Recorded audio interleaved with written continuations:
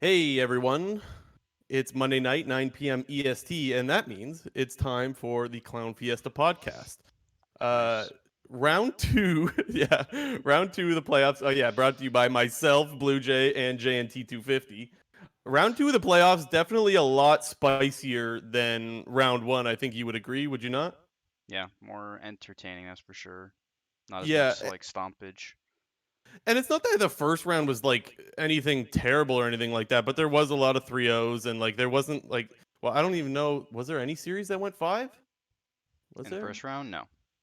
Yeah. I don't Anyways, think this so. week was just so much freaking No, better. EG FlyQuest. Oh, that's right. That's right. That's right. That actually was a pretty good series. I think that was like the only like really good series I think in the first week. But nonetheless, this week was definitely better. I think we can agree on that. But before we get into some of that stuff, we just got some quick stuff we want to touch on. Spotify is partnering with League of Legends esports global event. So it looks like Riot has a new sponsorship. We're not going to go too much in depth about this. It's nothing crazy. We will put a link in the description for the YouTube VOD and stuff like that. If you're watching live, you can go on Reddit. It's on there right now still. You could go check that out. Another quick little thing is the Worlds dates have been released by Tencent. So those are also on Reddit right now. For those listening live, you can go check that out. And again, those listening on YouTube or on Spotify, check the thing there. Check the stuff. Help me out here. Check The description. the description. Thank you. Check the description, and we'll have that stuff in there for you guys. Just to check that stuff out. First topic for this week is TL actually getting coaching staff of the split. Now, not a big surprise here, but give me some quick thoughts on what you thought about TL getting that one, locking that one down. Yeah, definitely well deserved. I think when coach of the split or coaching staff of the split, I know they've just renamed it to coaching staff of the split, but like this award is always pretty unknown to most of the community. But I Yeah. feel like this year, like it was just so obvious that TL was going to get it and nobody was really going to question it because Jat has done such a great job coming in as a new TL head coach, um, losing double lift, replacing him with tactical, and they ended up versus the split. So well deserved, and it was pretty obvious that this was going to happen.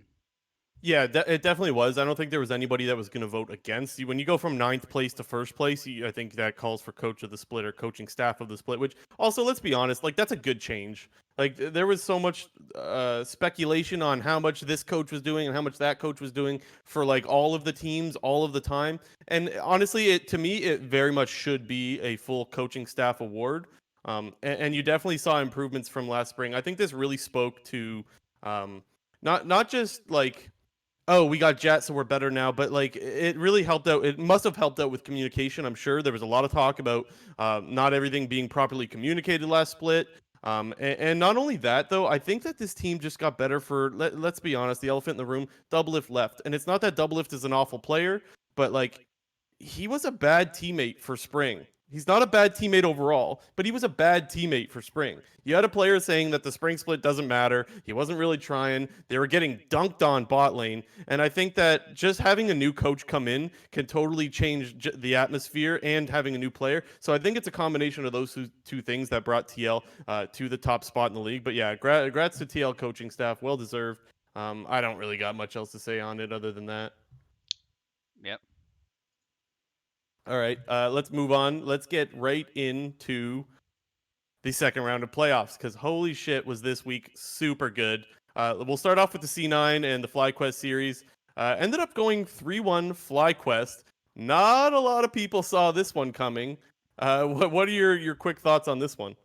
Yeah, I definitely agree that not a lot of people saw this coming. I think people still had faith in that C9 could be very good and that FlyQuest wasn't necessarily what you could consider a top two team. I think going into playoffs, the top two teams you could argue were a combination of either TL, TSM, or TL C9, and nobody really gave FlyQuest that recognition for being the I second did. best team in play. Okay, relax, kid. Nobody really gave FlyQuest that recognition as being the second best Yeah. playoff team.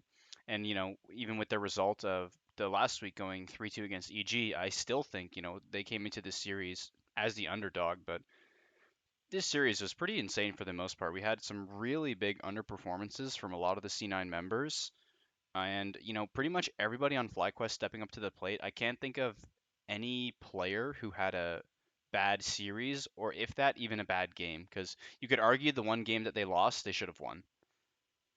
Yeah, no, I remember saying it when watching the game. That series could have, or watching the games, that series could have easily been a 3-0 sweep. And it just looked like FlyQuest showed up prepared and it looked like C9 didn't.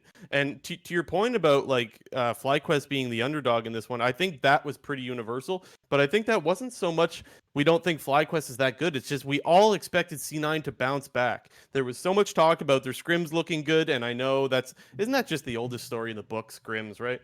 But I mean, you have to take their word for it when they're saying, "Look, like our scrims look really good. We're destroying everyone." That's a good sign going into playoffs, especially when C9 wasn't looking good in the second half of the regular season. And damn, they did C9 really just not show up. And not only so, it's not like there's a couple things here. One, it's not like they're getting reliable leads anymore. So that's for one. But two, even when they get the reliable leads, they can't keep them anymore. Like it's actually unbelievable. It's night and day what we've seen from this team, and this series was definitely a wake up call for I think for C9. And I mean, we'll get into the EG series a little later, but it didn't seem like that wake up call really worked. Yeah, I mean, to your point about C9, their scrim's looking really well. Sven said in their post-game interview, again in the EG series, I know, like you said, we'll get to that later, but he said that, C9 as a whole was really underestimating FlyQuest and their power as a team. They were kind of all under the assumption that they were just going to see the same old FlyQuest that they saw in the regular split, a team that they stomped them 2-0 in both regular season games. And Sven said he thought they were going to stomp them. They said they came in overconfident. And the thing that I really found interesting about those kinds of comments is, there was a story, excuse me, that came out about, I think it was 3 or 4 weeks ago, saying that C9 was no longer scrimming FlyQuest and TSM. Yeah, And it's just really surprising to me to hear C9 come out and say how confident they are over this team in that they haven't even played them in at least like 3 weeks to a month. yeah. And you got to wonder, what if that's the coaching staff, telling the players, and if the coaching staff themselves are being overconfident, or if it's just the players, because you could really see it from the get-go that Cena was really underprepared in this series. FlyQuest had some pretty good and what seemed to be very well researched level ones in terms of what Cloud9 liked to do. Cloud9 ended up five pointing pretty much every single game, and almost every single game in response. FlyQuest would fake the 5 point and have they have a second guy behind the jungler and collapse their top and mid laner onto Blabber, either forcing him to back off so they could gain vision in the blue side jungle if they were red side at the time, or blowing his flash level one. And we really saw, like, in that first game, just FlyQuest made Blabber back off on the level one. Blabber inted it really hard, trying to contest the Wraith camp.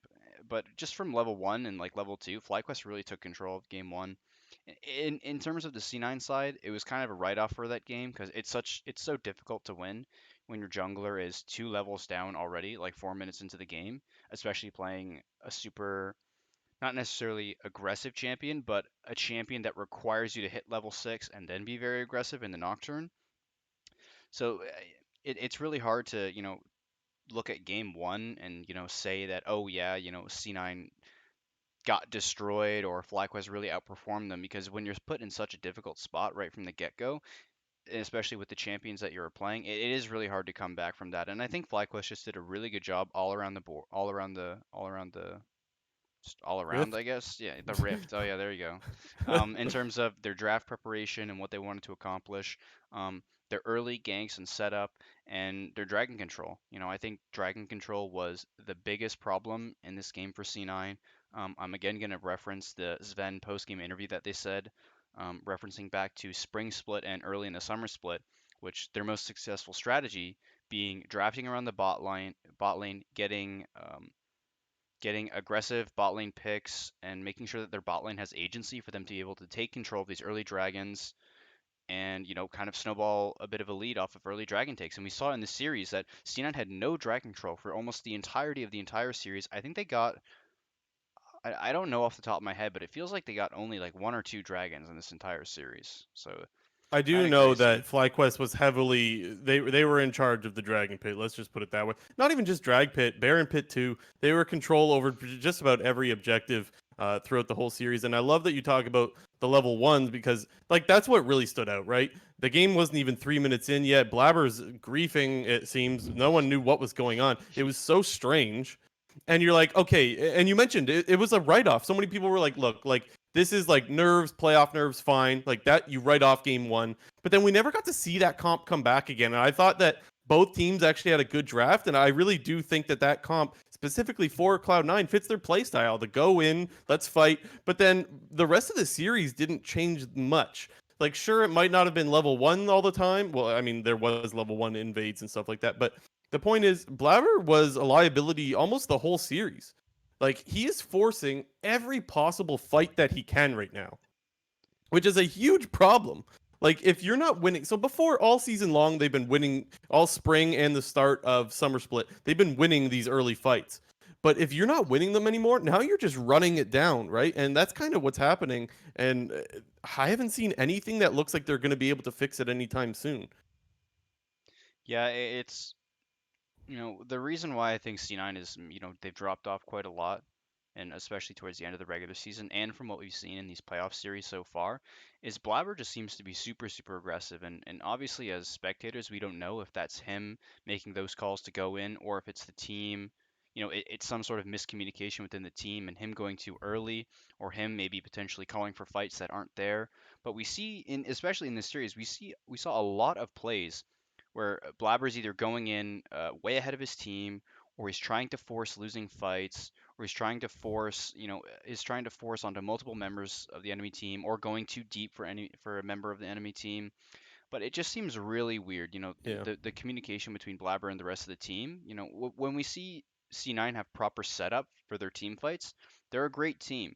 But the main thing that I saw in this series specifically is they were just like missing a lot of steps, whether that was their objective controls around Dragon, Baron, and Rift Herald, in terms of their vision, making sure you clear out vision beforehand before you start going for these fights. Because countless times in the series, we saw C9 just straight up start up objectives without clearing vision and just, giving FlyQuest all the information in the world about where the enemy champions are located, the HP of the dragon, and that in turn gives FlyQuest so much more time than C9 to be able to, go through like risk assessment in the middle of a fight, be able to set it up and communicate what you want to do. And when you have these situations where you're just saying, okay, we're going to start dragon and turn the fight, or hey, we're going to start dragon and stick the dragon, and you're just going out and making this call without all the information necessary, and you're giving the enemy team all the information, it's really hard to, you're basically relying on just your pure mechanical skill to be able to outplay the other players in the game. And in these games, FlyQuest was just simply outplaying them. Like FlyQuest, I don't know, like FlyQuest was just outplaying them, and C9's relied on that a lot in the past, and just simply like what the fuck, out mechanicking? How do I even say that? Just out mechanicsing the other team. Mechanically outplaying them. Is that Sure, what there you're you trying to go. say? But FlyQuest just again they brought it to him. They brought the aggression to C9, and they rolled over C9 in the series. Honestly, Yeah, and I like when you're talking about skipping steps, it just brought me back to the realization of when we're watching some of these fights happen. So many of them are like, okay, this fight is definitely done. Everyone's gonna back off. And next thing you know, Blabber's going back in again. So yeah, that seemed to be the biggest issue is like the skipping steps was definitely a thing. Like there was no follow up for the team fight to start, but it didn't matter. He's starting that team fight, and I think that's where FlyQuest really punished because they were set up for those team fights. And you had everyone was playing well. Solo was an absolute rock. I mean, that guy he's just playing Shen in so many of his games, but it's effective. It's a really good champion right now, and it's especially effective against Cloud9, and we saw it in that series.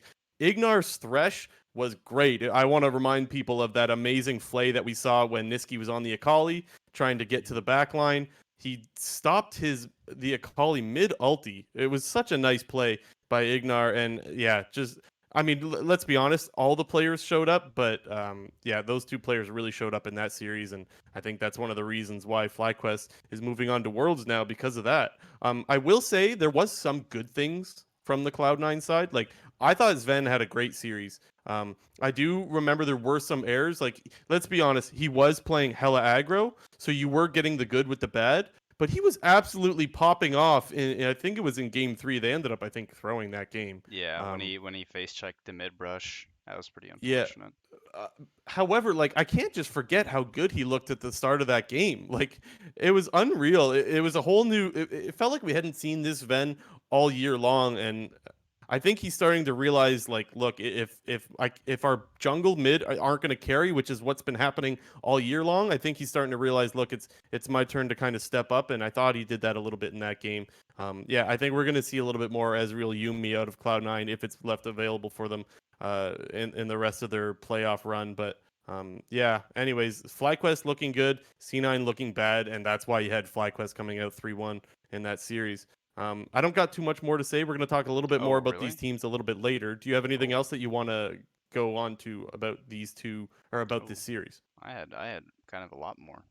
Feed But me then. What do you got? oh, okay. Well, I wanted to reference again back to the Sven interview and kind of point out how they always said that, using their strategy of getting a strong mid jungle and, playing through that. And in this series, like talking about, Sven performing really well. I think we saw pretty big underperformances from, we've already mentioned Blabber, but also Niski. He was Yeah, honestly, it just, I don't know, it felt kind of off. Like the Akali pick, it's not a Niski style of champion. I know he's obviously a very good player, but just the way that C9 likes to play around, specifically Niski, it's not that type of a champion.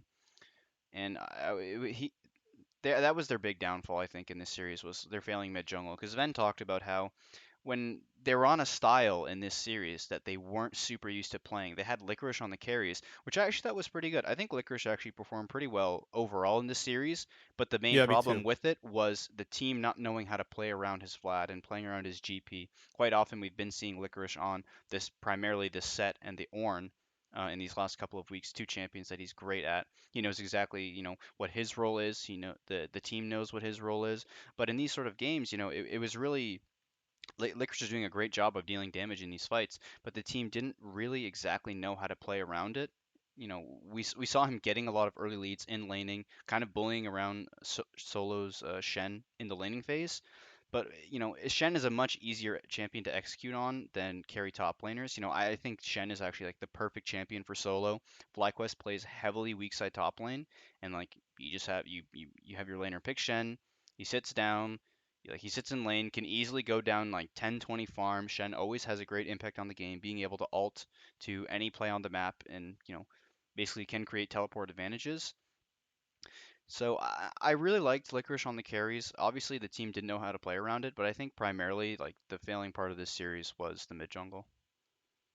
Yeah, I definitely agree. I realized that I did miss some of the stuff that I wanted to talk about. Niski, mostly he felt very careless to me about what was happening on the map, specifically with the Shen.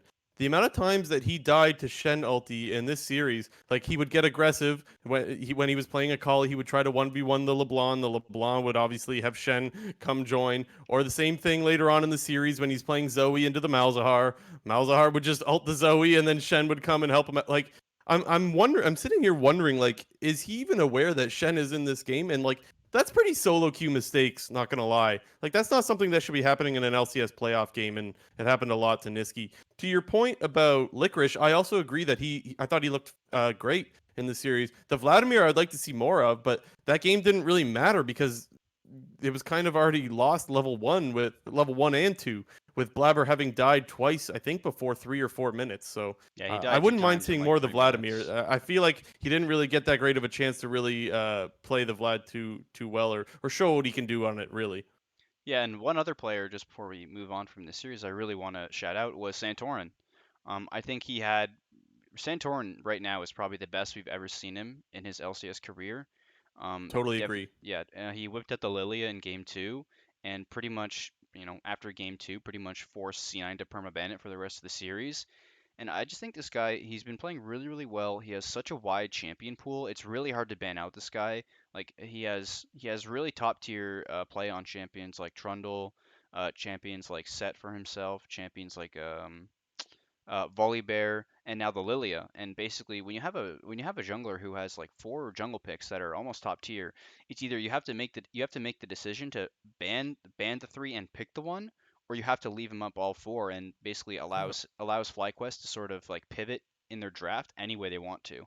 And I think the way he's been playing right now, he's looking like one of the top junglers of the league, if not the top jungler, with Hmm. closer kind of right behind, just because I'm a closer fanboy. But I think he's looking really, really good. And at this series, he really just smurfed on Blabber. You could tell that he knew exactly what Blabber wanted to do. It always seemed like Santorin was right place, right time in terms of when Blabber wanted to get aggressive and when Blabber wanted to go make plays. Santorin was always right there to counter, or always invading it. Invading on good timings to mess up Blabber's tempo and mess up his pathing.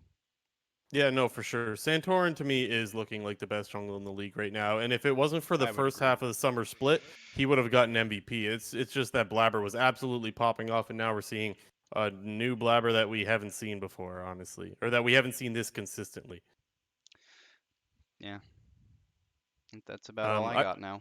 I totally agree on the Lilia pick. I think that that's something all teams are going to have to start adapting to. I think that that pick is just really good, especially with how much Mordekaiser we've seen. I talked to you a little bit about this earlier in the week. I'm expecting to see a lot more Lilia top. We did see Hanser play it in his series. Um, I think that he played it a little bit not so great. I think he played it great in laning phase, but I digress on that. Yeah, definitely going to expect to see more Lilia. And yeah, the thing with FlyQuest right now is that you can't find a weakness in their team. And I think that's one of the best. That's one of their biggest strengths. Like before, all season long, I would have told you that Wild Turtle is a weakness. We have not seen it. We have not seen it at all. He plays his Ash, he plays his Senna, and he's just hanging out. He's chilling. He's dealing damage. He's even getting picks with the Senna W every now and then. So yeah, really, really happy to see FlyQuest popping off. I'm really excited for their series against TL. But let's move on to TL versus Golden Guardians. Now, this series was a 3-0, but not really a stomp, right? Yeah, this was as about like a close a 3-0 can be to like Yeah. not be like it wasn't a sweep at all. Like I wouldn't call it a sweep. I wouldn't say that like Golden Guardians got completely stomped. I think they actually put up a really good fight, but TL's their bread and butter is mid to late game, and it really showed in this series, I think. TL's just so good at like finding a way to try to slow down the game, and they just play around objectives and team fight so well around those objectives that like they're not in any rush to make anything happen until a dragon comes up or until Herald comes up or until Baron comes up. And when those objectives come up, they always seem to have control of the area, and they always get that team fight or that pick when fighting for the position on the objective. It's just amazing how they manage to do this so often. And that's one of the best thing I think that we've seen about Broxa. We've been talking about this guy all split, waiting for him to show up and gel with the team. This guy looked so good on those Lee Sin games. His objective control was great. Every time something was coming up, Broxa was there and had control of the area, and they were able to take the objectives like it was nothing, or at least take the fight that they wanted. And so we're definitely seeing Broxa kind of get. Maybe it's a playoff buff. I don't really know, but I do know that it's a lot better than what we saw in the regular season because he did seem kind of AFK jungle. But yeah, really happy he stepped up in this series, and now that TL's so-called weakest link, that's in quotations because he wasn't that great or he wasn't that weak. Pardon me. Now that their weakest link is firing on all cylinders, so to speak, this team is even more dangerous than we originally thought. I think so. Definitely a team to be feared. Yeah, for sure. It just seems like with Team Liquid is if you're gonna pick scaling versus them, it's really really difficult to win. It's pretty hard to find a recipe for success against this team. We've seen teams be able to take it to them in the early game and get leads on them in the early game, but the problem is TL's just ability to be able to slow down the mid and late game and to just stall out as late as possible and force around major objectives, and simply they're going to set up better than you, they're going to fight better than you, and they're just going to win. And you know we see I'm referencing like a couple of regular season games, like the one game against C9 where they whipped out the Hecarim and Sona Lux. That was a game where C9 was up 5 to 6k gold within 20 minutes into the game, but TL was able to, find some picks, slow it down, and ended up winning the game. And it just feels like you need to be playing perfectly in the early to mid game against this team to beat them, because so far we haven't seen any team really be able to go toe to toe with them late game. Yeah, and I do think that Golden Guardians, it didn't seem like they were ill prepared or anything like that for this series. It did feel like they came in with a good game plan. We like I did mention when we were talking about C9 Fly that we're gonna see more Lilia, and this was the series where we did see the Lilia, and it absolutely stomped in lane. Now, to me, that shows very good prep, and the reason this pick didn't work out to me was that Hanser looked weak, and I thought Hanser actually looked weak in both series this week. I thought. Hanser was actually looking really good in Summer Split. I think he was definitely on the better half of top laners, and I thought that he looked so. It's amazing how often he managed to get picked off in side lanes when his team has an advantage. And that was one of the things that TL did so well to stall out games when things weren't going their way. First of all, they weren't. It wasn't like looking too grim and too often, but when it was, TL was able to find that pick and stall the objective, and that's what happened so often. And it looked like they did that with Hanser all the time. He was their target, and they picked on him so much this series. And I really think that that picking on Hanser was the reason TL actually ended up sweeping this series. Yeah, one thing I actually really liked from TL and like the way that they were using Mordekaiser in this series is, they were early picking the Mordekaiser in a lot of these games. They picked it on B1, I think, two times, and they're pretty much blinding it the times that they played it, and they're kind of just utilizing it as a champion to just go even in lane, not necessarily stomp the lane, not necessarily lose the lane. And then it's interesting how they use the Mordekaiser R in side lanes.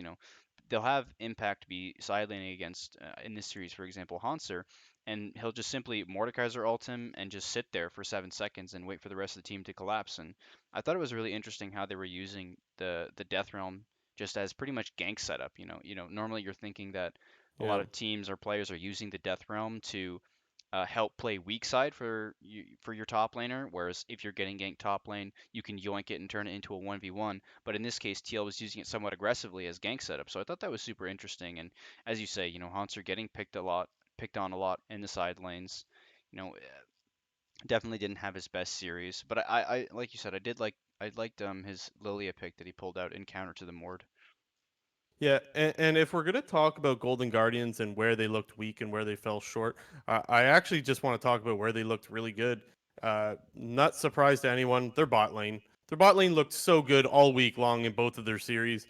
It is unreal how every week it seems like this bot lane gets better and better. FBI and Huhi were double killing the bot lane in lane, then they get another solo kill in lane, then they shove Tactical and Core JJ under tower again and forced the dive. It was a semi dive. It wasn't exactly a tower dive, but the point is, it led to another double kill for the Lilia jungle. Unbelievable how much this team. And by the way, this is our favorite for the MVP, Core JJ, and Tactical, who's an All Pro, I believe. I think he was third All Pro. This Second. is not a weak bot lane. Was he second? There, okay, even better. So like this is a first and second All Pro team in the bot lane for TL, and they just got manhandled, especially in Game 3 by FBI and Huhi. Unreal how good these guys look. Yeah, they were doing a great job of punishing punishing all of TL's mistakes and punishing their summoner spell usage. Quite often, specifically, I want to highlight in game two. You know, closer. They had a good bot gank. I think they got one kill, blew two flashes, and then we saw 2 minutes later bot lane going for an all-in 2v2, punishing the flashless ADC and support. And they pretty much did that over and over for the majority of game two. Unfortunately, due to Hanser getting picked off. Oh, I'm referencing game three, sorry, where they were punishing bot really, really well. But yeah, Hanser getting picked off in this series did negate that a little bit. But FBI and Hui, we're gonna get into them a little bit later, mainly in the TSM series. But these guys are really looking like a top tier bot lane at the moment. I think everyone after the TSM series is kind of the opinion that FBI is looking like the best ADC in the split, and you could make an argument that Hui is top three right now for supports.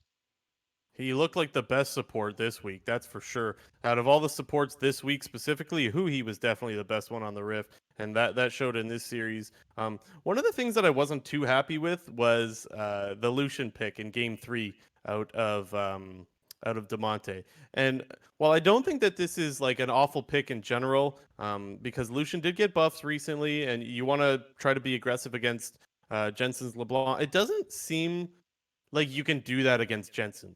He's one of these players that you can't really just counter him like that. He'll find a way to pop off, and this series he did that. He bullied him the whole time. I remember saying to you that he was going to get bullied, Demonte, and I will give him credit because he did show up when the game was almost over. He actually had some great team fights on the Lucian pick to stall out the game when the game looked like it should be done.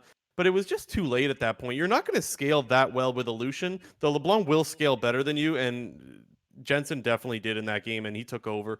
That I can't remember. I talked about his win rate on that champion recently. It's somewhere around 80%, and it might even be above 80% now with that recent win.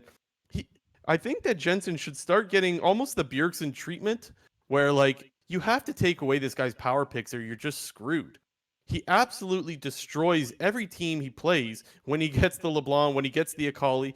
You can't stop this guy. And you see those bands come out against Bjergsen when Golden Guardians played them, but you don't see them when they play TL. And I think that might have been a mistake. Now it's easy to just say, oh, or ban all their good picks. Forehead. I realize it doesn't necessarily work that way, but it's definitely something that you have to consider when you're playing Team Liquid. You have to find a way to get Jensen off these picks that he will absolutely style on people with. Yeah, I think Jensen is really being undervalued by the majority of the community. We saw him not in the first team All Pro in the votings. He was second, and Yeah, with Bjergsen really showing up again towards the end of the regular season and in these past couple playoff series, I think everyone's sort of back on the Bjergsen hype train, and people are really kind of underappreciating Jensen. I think this guy has really been him and Core JJ. I think are the two guys that have been carrying this team for the pretty much the entirety of the year, yeah, and I think are who prevented TL from saving TL from some potential like extra 2 to 3 losses in the regular season, which might not have put them in a first round playoff bye. So more love needs to be sent Jensen's way. I think this guy he's to me he's one of the top 3 players in the league. For sure, without a doubt.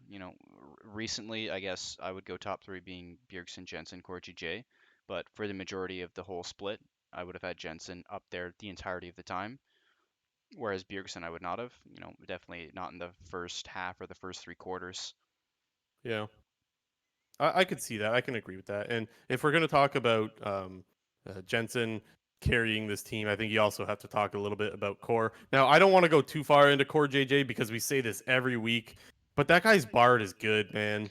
Like that guy finds He's just you insane at the champion. He you just put him on any playmaker and you could be confident that he's going to make plays with it. And that's just the guy that's just the kind of player that you can expect out of Core JJ now. And that's the biggest thing with TL is like they have two guys that can carry that like you almost need to ban both of them out and you can't. You can't ban out all playmakers, support playmakers against Core JJ. You can't ban out all mid laners that Jensen plays.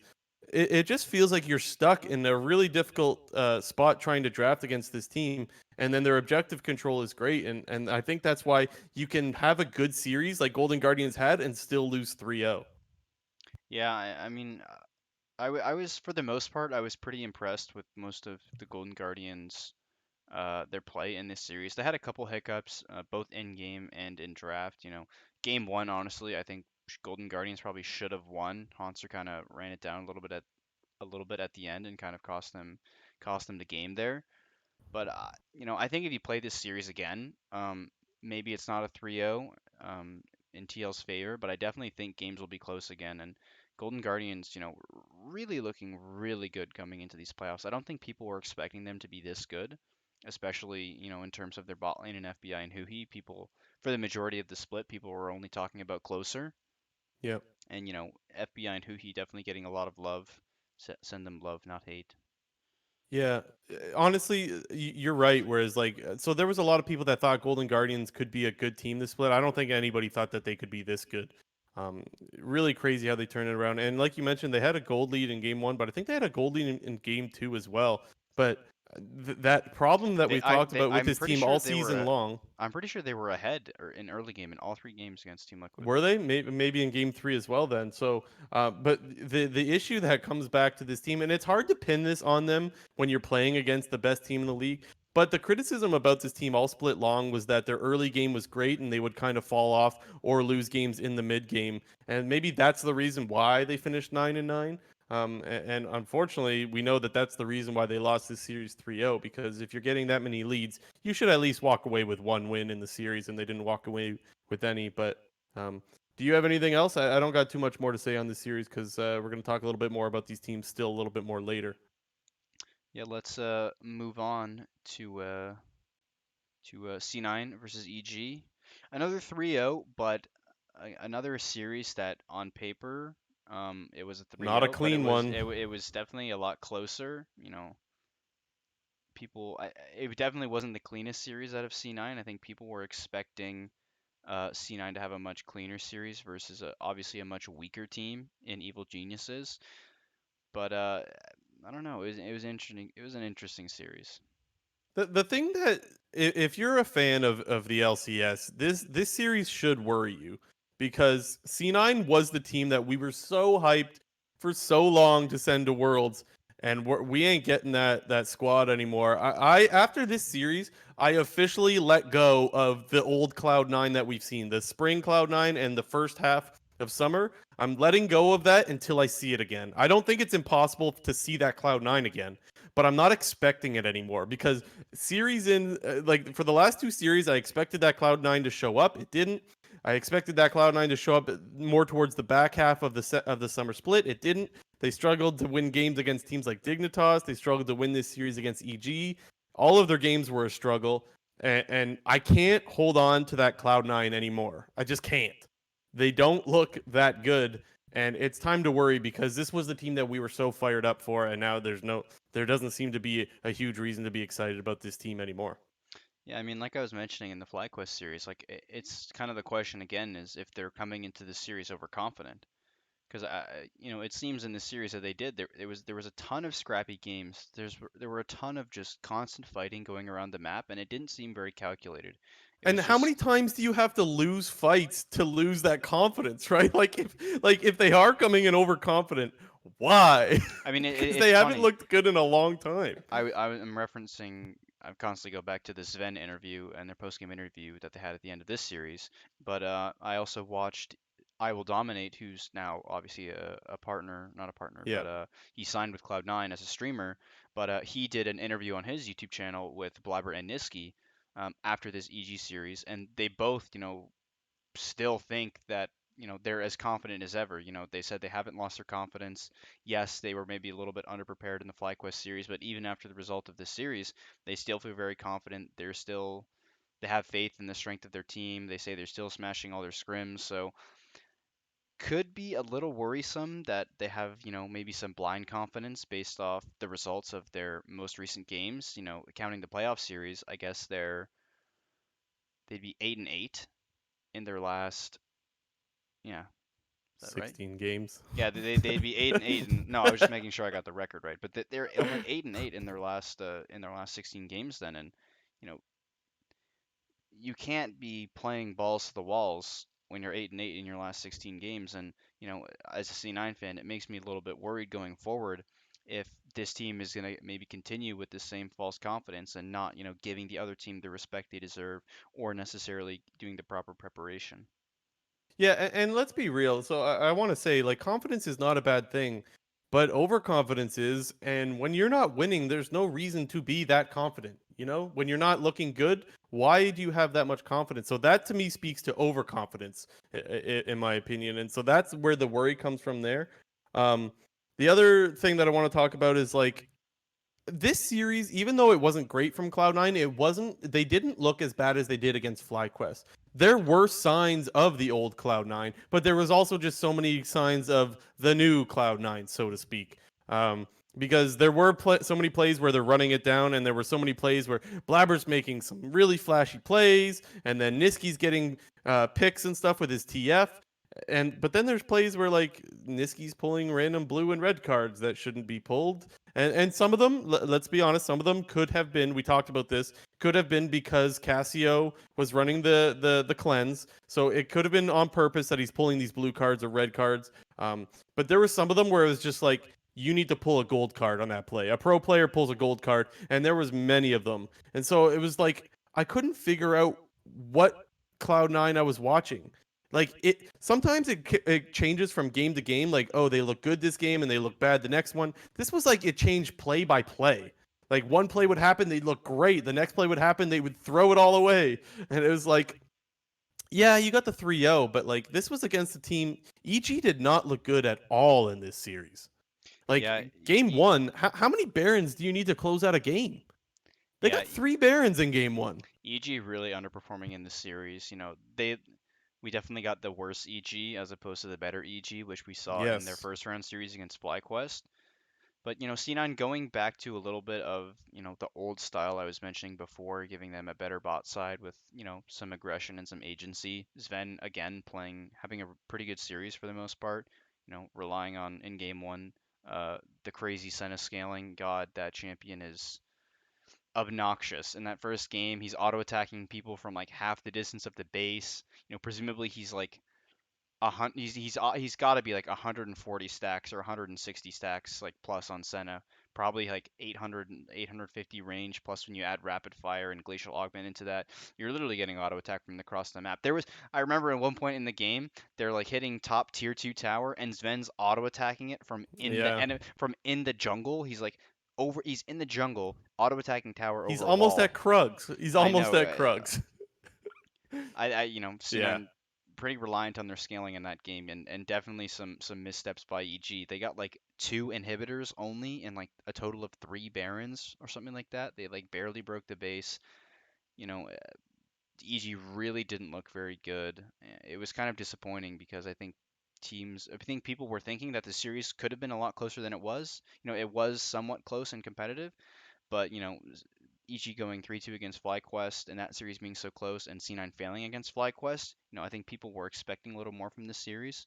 But Yeah. just to go back to what you were talking about with Niski's Twisted Fate, is this is kind of what we were missing. Seeing Niski playing like some sort of a champion that can be a catalyst for aggressive plays. I think he made a lot of he had great use of his ultimate. We saw in that game where Huni ended up getting really really big on the Rumble. Was that game three? That was game three, That right? was game 3. Yep. Yeah, Huni goes up 4-0 on the Rumble, and C9 constantly, sent 4-man top lane using the Twisted Fate ultimate, being able to claw themselves back into the game because I think they were down like 3.5k gold, pretty early on in the game, and it's pretty scary when you have a Rumble on the enemies on the other side, which is a super super strong champion, especially from ahead. And C9 was really able to kind of come back in that game, have some good playmaking, and ultimately take the series. So like you said, we saw, a bit of the C9 of old in terms of their early game aggression and making smart, calculated plays around the map with Niski, being that doing that push and roam style. But then we also saw the kind of the int C9 where, in that game three, Blabber starting off the game like 0-5, 0-4.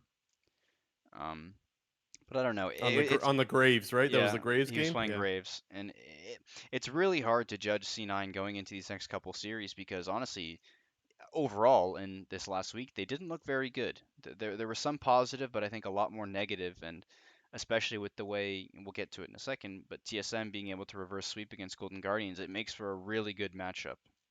Yeah. Well, and you talked about. I want to go back to where you talked about the lesser of the two EGs showed up in this particular series, and like you have to wonder, what if the good version showed up? Are we even talking about C9 TSM later, or are we talking about EG TSM later? Because this, to me, if C9 does show up with this kind of level of gameplay again, they should lose a series, in my opinion. But we'll get to that a little bit later. I do want to talk a little bit about Huni, because this is a player that I've been very critical of.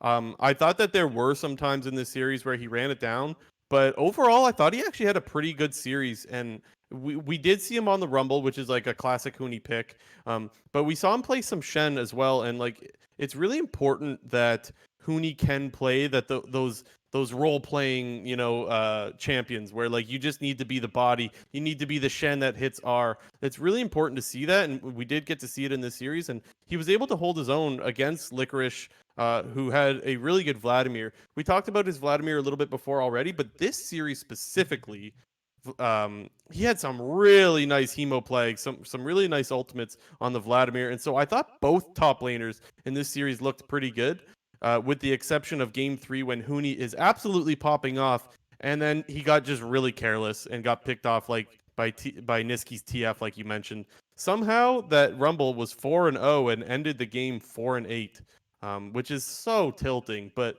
I mean that's what happened. That's what it was. Huni was looking great that whole game, and then started to just run it. And this wasn't like, oh, team fights happen. I got picked off in the middle of a team fight. This was like, I'm gonna go clear a pink ward with no one nearby and TF missing. Like this is another solo queue mistake, honestly. Like you got to be aware, you got to be in communication with your mid laner of where that TF is and if it's possible that he's roaming. And that game 3, it definitely, you could tell that he wasn't communicating too well with Golden Glue.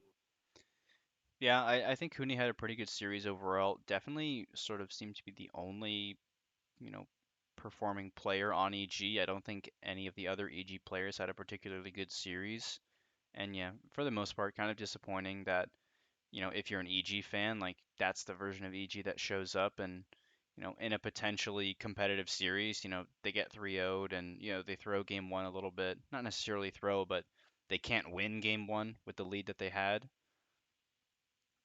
One thing I will say for EG fans though is that this team was so inconsistent all split long. You would see good and bad, good and bad, good and bad. So it's not like there's any reason to absolutely expect the best version of EG to show up. But I do definitely agree with you. It's never easy to see your team go out. And if you do see your team go out, you want to see them go out with at least something to hold on to be hopeful for the future. But nothing much in this series. I before we move on, I do want to talk a little bit about Bang though. I know you have some thoughts on Bang as well.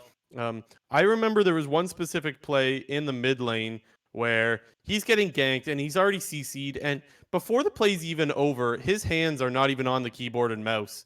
Now, benefit of the doubt, there could be a delay in the camera that we're seeing from his view and the actual gameplay that we're seeing. But to me, it definitely didn't look that way, just judging off of how people were reacting throughout the rest of the game. But again, benefit of the doubt, you never know. But that's not something I want to see out of my 80 carry if I'm playing for Evil Geniuses. That's really, really tilting to me to see a player just give up, even if it is very likely that you're going to die.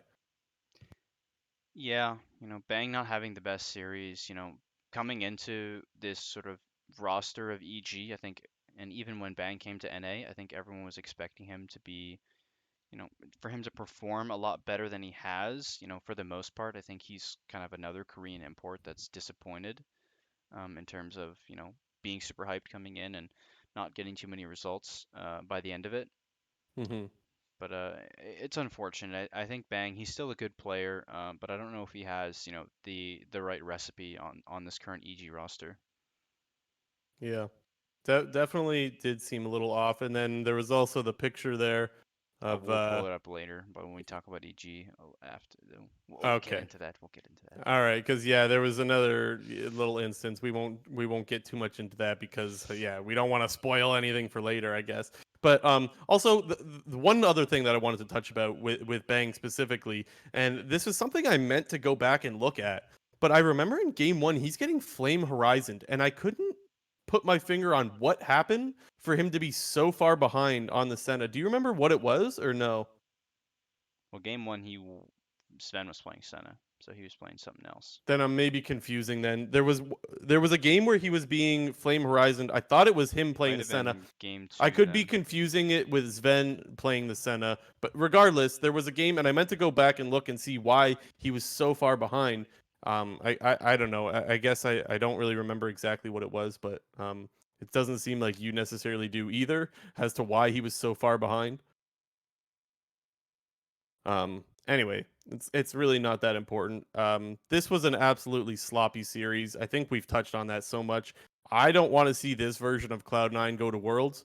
Um, so if we do see, when we do see Cloud9 play later this week, I hope that it's a better version than what we saw in this series. And yeah, so this was the 3-0 for Cloud9, and yeah, not really much else to say from me. Yeah, moving on now, we got, what I guess what most people would consider the best series of the playoffs so far. Hands Definitely, down. definitely the most hype in terms of the games and what was going on. But we had TSM over Golden Guardians. They completed the reverse sweep. It was looking like we were going to get a repeat of last round with the Golden Guardians sweeping TSM. They got up to a pretty strong 2-0 lead, but TSM, the script is they haven't released the script yet, but it looks like we're following the script of NA with TSM pulling out the reverse sweep. Yeah, this series, if anybody missed this series, this is definitely one I highly recommend going back to watch. Obviously, it doesn't mean as much once you already know the outcome of the series, but damn, this series was good. And you didn't have to be a fan of Golden Guardians or TSM to enjoy this series. And I think the Twitch numbers definitely showed that. I do remember seeing Twitch numbers hitting somewhere around 220,000 people watching just on Twitch alone. Definitely the highest viewership we've seen so far this year out of the LCS, I think.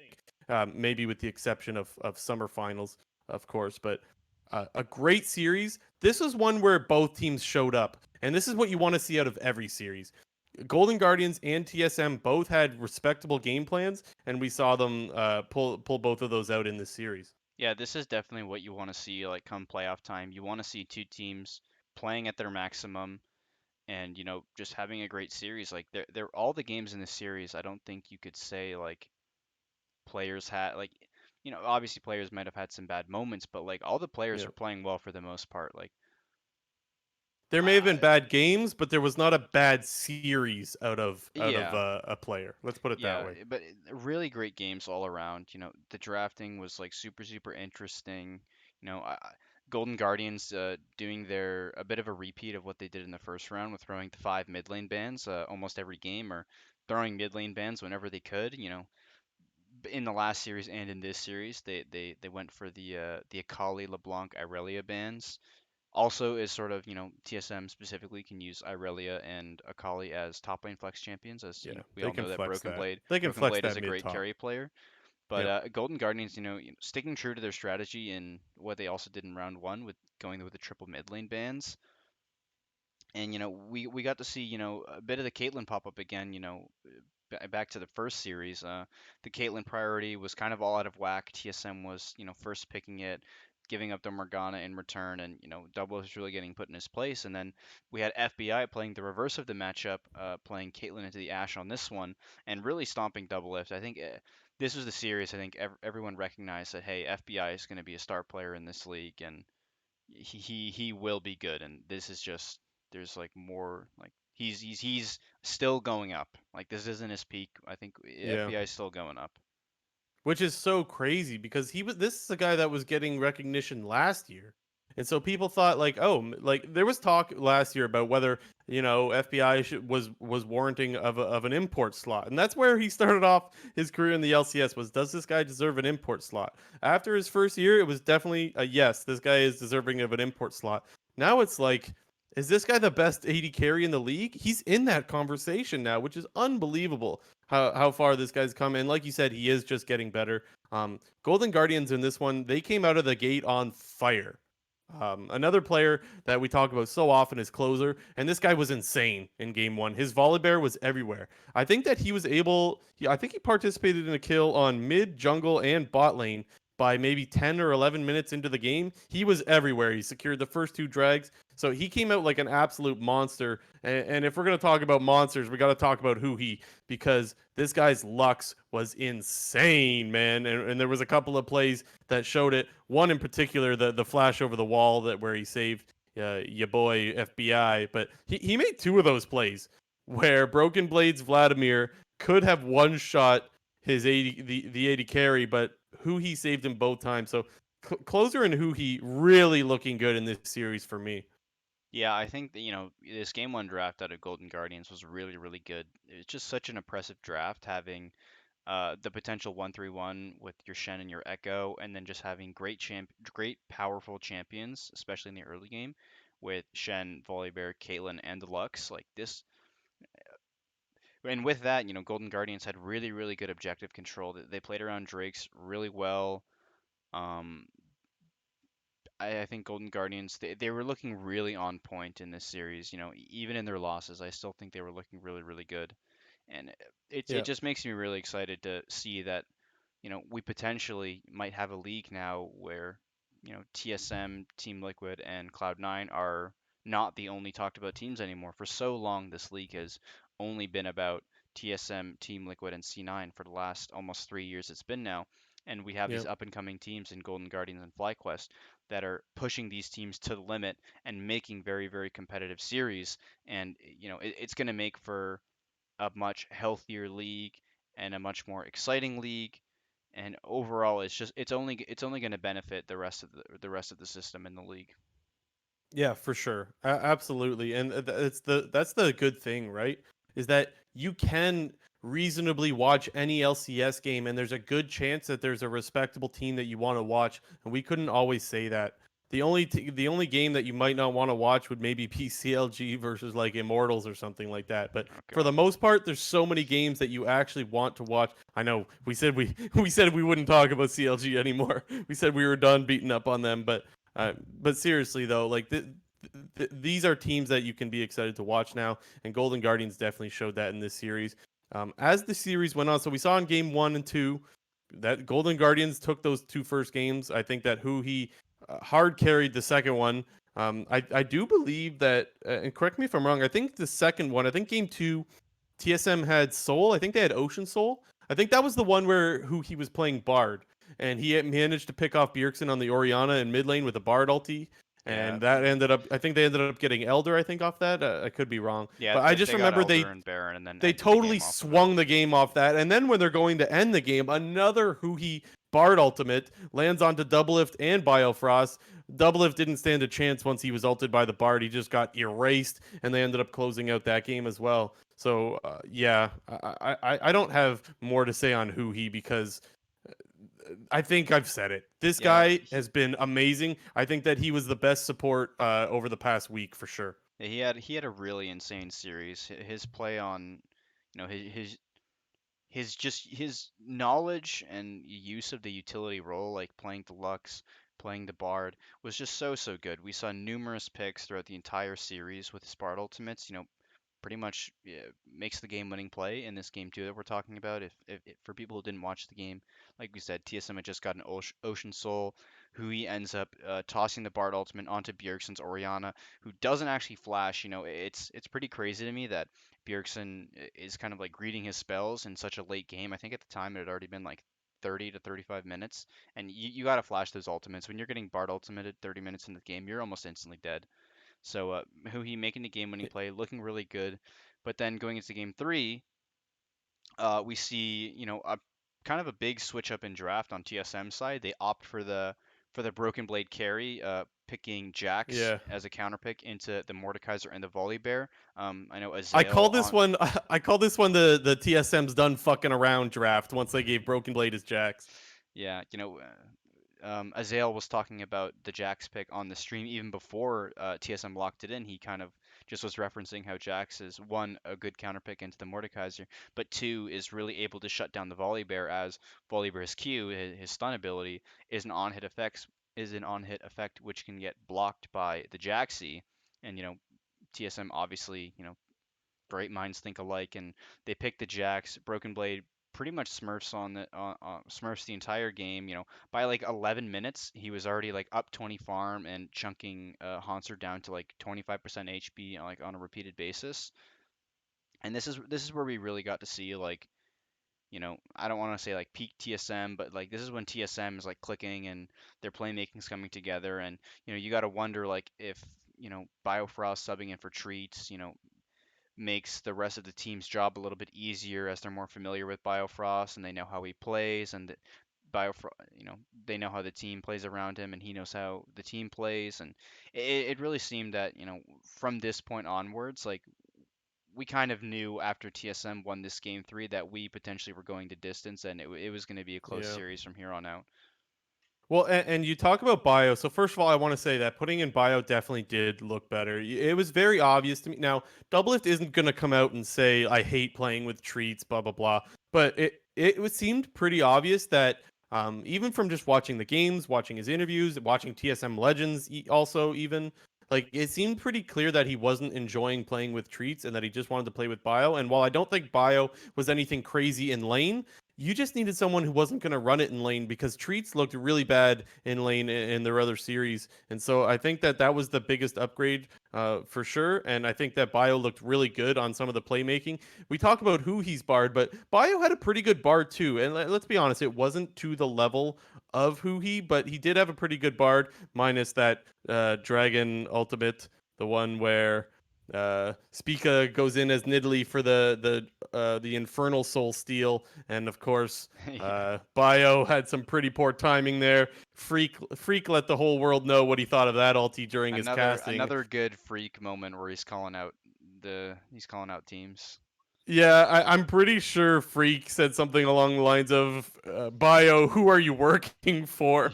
something like that. It was pretty funny, but nonetheless, Bio actually did look good on the Bard. I think people are gonna hold on to that play and say that his Bard was bad this week, but it was actually pretty good. I want to say that there was probably around 10 plays throughout the whole series. There was about 10 plays, I would say, with his ultimate that he set up 4 kills, and so he actually looked pretty good on it. I have to say. The one play in game 3 that I think is the play that changed, that kind of turned the series around. I think that has to be the 3-man Azir ulti in the mid lane. Bjergsen flanks from bot lane. He makes his way through river, makes his way back to the mid lane. Golden Guardians is not able to get under tower quick enough, and Bjergsen punishes it for real. Like this was the game to step up. You're down 0-2 in the series. You can't lose anymore. This is the time to step up, and we saw Bjergsen do that with his ultimate. That's where the series changed. And of course, like you mentioned, Broken Blade looked great on the Jax as well. But for me, this is where the series turned, and this was I remember saying it to you when watching it. I was like, this could be a series-saving ulti, and it definitely was. Yeah, I think Bjergsen, he really took the series into his own hands pretty much. Uh, After they went down 2-0, Bjergsen in games 3, 4, and 5 had really, really good performances in all of these Yep. games, and I think was pretty much like he was definitely the X factor of the series and made some specific plays in these games, which I think turned the game from being an even game into a winning game. Definitely want to point out the in game 3, as you just mentioned, his 3-man Azir ulti that netted TSM overall 3 kills in that team fight. The scoop, baby. Yeah, in game 4, we had Bjergsen had a really good shockwave onto both FBI and Closer, both playing carries. Yep. FBI was on a carry. I think Closer was playing Graves in that game, but had like a 2-man shockwave, pretty much one-shotting both of the carries of Golden Guardians in a fight. And that was when like TSM kind of got that random ace, like I think it was like 10 minutes into the game or something. And then in game 5, we had that fight in the bot lane river where he got that really clutch flash over the wall to ult double lift and get a double Zillion bomb to stun the 2 carries of Golden Guardians, giving time for the rest of the team to come in and clean up off that CC. But it just seemed that Bjergsen was really taking the series into his own hands, and you know, I think we've mentioned before how we believe that Jensen's better than Bjergsen, but these are the kind of moments which especially make it It's gives the not by a lot, man. yeah It's not by a lot. true, but Bjergsen looked great, man. these are the moments that really give like the fans perception of like Bjergsen is this kind of player. He's insane. He 1v9 series. He can pop off at Hey, any hey, hey, moment. man, You give clutch him his factor champion. matters. It does, yeah. Like It really being a does. clutch player is super important, specifically in when you're in like eliminating situations. They had to reverse sweep. They couldn't lose a game. They had to win the next 3 games to win the series. And Bjergsen recognizing that and playing really well. He got his carry champions. He got his Azir. He got his Pocket Pig Zillion. He got his pretty steady Oriana, and pretty much carried the last 3 games. Yeah, and one thing I just in game 4, I don't want to talk too much about because I think game 4 was mostly a pretty much a stomp. But I do want to highlight Spica because this is a guy that he played summer playoffs last year, right, with Hmm. TSM, Yep. and that was when he came in and they could have gone with 17 different junglers at the time. TSM didn't know what they wanted to do in the jungle, so Spica got to play. This to me feels like his rookie split, rookie year. Honestly, this to me seems like you don't know what to expect out of Spica because he's had reasonable time to play with the team now, and so you are going to start to see what you really are getting out of this player. And the game four performance, he just absolutely popped off on the Nidalee. So I think I was really happy to see that, and I think that this player is just going to get better with time. I think that next year we're really going to see Spica turn into one of North America's star junglers. But yeah, definitely wanted to highlight that game four performance. And when it comes to game five was so freaking hype in this series, man. There was so much happening. Even first blood was crazy. That was the Yeah. one where closer came in with the Volibear and he was under tower. That lantern sat there forever. He finally clicked the lantern and got out of there and survived somehow. That was first blood. And then there was the Bard ulti that we talked about with Bio, where he kind of screwed over Spica and Freak let the world know that that was the worst play ever. You had Doublelift getting caught at Elder, Bjergsen flashing with Zillion over the wall to give him the Zillion ulti. This game had everything. It was such a good game to watch. I really recommend watching this one to those who haven't seen it yet. Yeah, it was such a great game. It was looking really good for Golden Guardians. They were in the driver's seat for the majority of the game. Like you mentioned, Closer played the early game out super well. Had a great bot lane dive, and like you said, it felt like that lantern was sitting down there for like eternity. And Closer getting like a little creep blocked by the minions, and ends up clicking the lantern, living with like 10 Somehow HP. gets out. But I think Golden Guardians, they played the first 20 minutes of this game, I think, almost as best as you can, minus a couple times where they had some maybe like neutral negative kind of trades for dragons for towers. But for the most part, Hmm. I think, they recognize what they need to do in that game and how they need to play it out. I really want to point out Hanser in this game because he was getting pretty much camped for the whole first like 15 minutes of the game. Nidalee was pretty much living in the topside jungle, and he did a really good job of playing weak side, recognizing that it's not his, his role in this game is to not be a carry, is to not be up in lane. He recognized that he needs to back off on tower when, This was the TSM stack. Kennen game? Was Yeah, this yeah, Kennen? this was his canon Okay. game, but like there were many like many situations where he recognized that he was about to get dough, with TSM stacking up a wave, or after they're taking Rift Herald, they drop it top lane, and he did a really good job of staying in this game and farming it up. But like you said, when that bot lane fight around Elder happened with Bjergsen, flashing over the wall to save double lift and getting that clutch double bomb, and pretty much from that point on, people got pretty nervous, and people were Dude, wondering the like, is series was TSM gonna almost come back over. and win this? It was crazy. Well, after that team fight, Broken Blade, he TP'd to bot lane. He was Yeah, going to people. take. Oh my god, They like, were going for the end, man. And then, oh. we were panicking. We were panicking because we thought, oh my God, the series just ended. And little did we know there was still one of the worst moments in FBI's career waiting to Uh, happen. Uh, I hate to talk about it, but we have to talk about it, man. So for those that didn't see the game, a team fight broke out mid. It looked like Golden Guardians was going to peel off this fight. Nidalee was chunked a little bit, maybe down to 1/3. I can't remember the exact HP, but the point is, FBI thought that he could kill this Nidalee.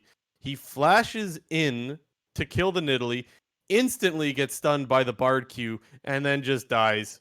And that was the series. The series was done after that. TSM was like, okay, we're gonna run it down mid. They did that, and they ended up closing out the series. And everyone's heart sank because this is we're talking about FBI again. We've talked so much about how good this guy has been all year long and how he's maybe one of the best 80 carries in North America now and blah blah blah, all this stuff, and then to just absolutely run it just in one play.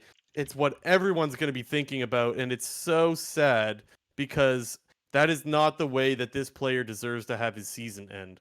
Yeah, it's one of those it's one of those few moments that we've seen like over the course of the entire NALCS where, that moment is going to stick with a player for the rest of their career, and it's going to be brought up multiple times. Yep. The earliest one I can think back to is the Jensen Yep. Echo in summer finals, sorry, spring finals of season 7. There was the Cody Sun Tristana Ultimate at Worlds in season 7 in like their elimination game versus Fnatic. You have Double Lift dashing in on Crown's Victor in season 6 Worlds. You have But okay, but the hold on. Sven I got to Int pause in you here for a TSM finals second. on game. But no, but like these are kinds of I have to plays. pause you Why? because listen to the player names that you're saying. You're talking about Sven and Double It. Like these are all amazing players. But So the point that I FBI, have to people make are here thinking that is that FBI can become one of these players, and this might be exactly my point, right? like, Like you can get past this and he definitely will. Like but this is it's not the end of FBI. It's but definitely not. it's still something that the haters are going to bring up on a constant basis. Like, oh my God, For sure. I was looking at Dom's Twitter because he was posting screenshots of like idiotic TSM fans that were like talking about like the game, whether like in like replying to tweets either from like casters or from like Golden Guardians or TSM players. And oh my God, like, and we even saw on Reddit, like there was a top Reddit thread saying how of who he's tweet saying that he was getting a bunch of hate. Him and FBI were getting a bunch of hate, specifically FBI after making that Yeah. play. But it's something that unfortunately, it will stick with this guy's career throughout, and it kind of always will be like a what if, what if Golden Guardians won this game against TSM? Like they were, they're looking better than C9 right now. Like, do they beat C9? Do they go to Worlds? Like, you can only speculate, and it's unfortunate that it does happen to him. Potentially, like not I guess not potentially, but it happens to him early on in his career, and we all hope that this doesn't affect him and he doesn't lose that sort of killer instinct that he has. Because I think from the most part, FBI is a pretty aggressive player, and I would hate to see him lose his aggression because he doesn't want to have another one of those kind of moments. And it's definitely something that is possible that could happen, but I just don't see it happening. I Like don't this see it guy's too either. good. I I just don't hope think not. I don't think most people see that happening. Most people know, like, look, hey, everyone ints from time to time. Double if does it, Sven does it. You named a bunch of people that those are the kind of names you want to be associated with, That's true. even if it is for bad plays. That's the kind of conversation you want to be a part of, and FBI has done more than enough to deserve that. We even heard a little bit out of Double Lift, but we'll talk about that in just a little bit when we come back to GG in a little bit. Anything else on this series before we move on? I'm sad for Hello? FBI. I'm sad. Okay. I wanted them to win that game 5. I'm Dude, sad. this was such a good series, man. Like I didn't know what I wanted. I wanted gold. Like what an amazing story to see a team that like no isn't supposed to do anything absolutely pop off. So like while I did want to see Golden Guardians win this series, I definitely did. I do feel for the TSM fans. It's been a long fucking time since this team's gone to Worlds, right? So it's like They ain't I made am it yet. happy with They either ain't made it outcome, yet. Hold your horses there, huh? bud. They ain't made it Well, yeah, yet. that's my point. Like they still, you still want to see this team fight for it. I'm not saying they've made it yet, but if they're out, like that's 3 years in a row, man. That's tough to be a hardcore fan and see that happen. So I do definitely feel for the TSM fans. If they were to lose this series, and I mean Golden Guardians, you feel more so for the players just because of what underdogs they were for this whole season. It felt like, but anyways, absolutely great run out of them. But if you don't got much more, I think we should move on to our weekly awards. Yep, we got our pop off and bean soup awards. Shout out our boy Sketcher, King Smoo, you name it. He kn- Let's go he is Kings it. Moo. Little Cled player. All right, But who's popping off this week? Who do you got? I got Bjergsen. I was kind of talking about it already, but really took the series into his own hands. He got his signature pick in that fifth and final game and was able to clutch it up for TSM. And he's been looking so good, and I think you had to give it to him this week for me. Man, so people might laugh at me for this because baseball lol, but like when I think of Bjergsen, I actually think of Derek Jeter. Like this guy is just clutch.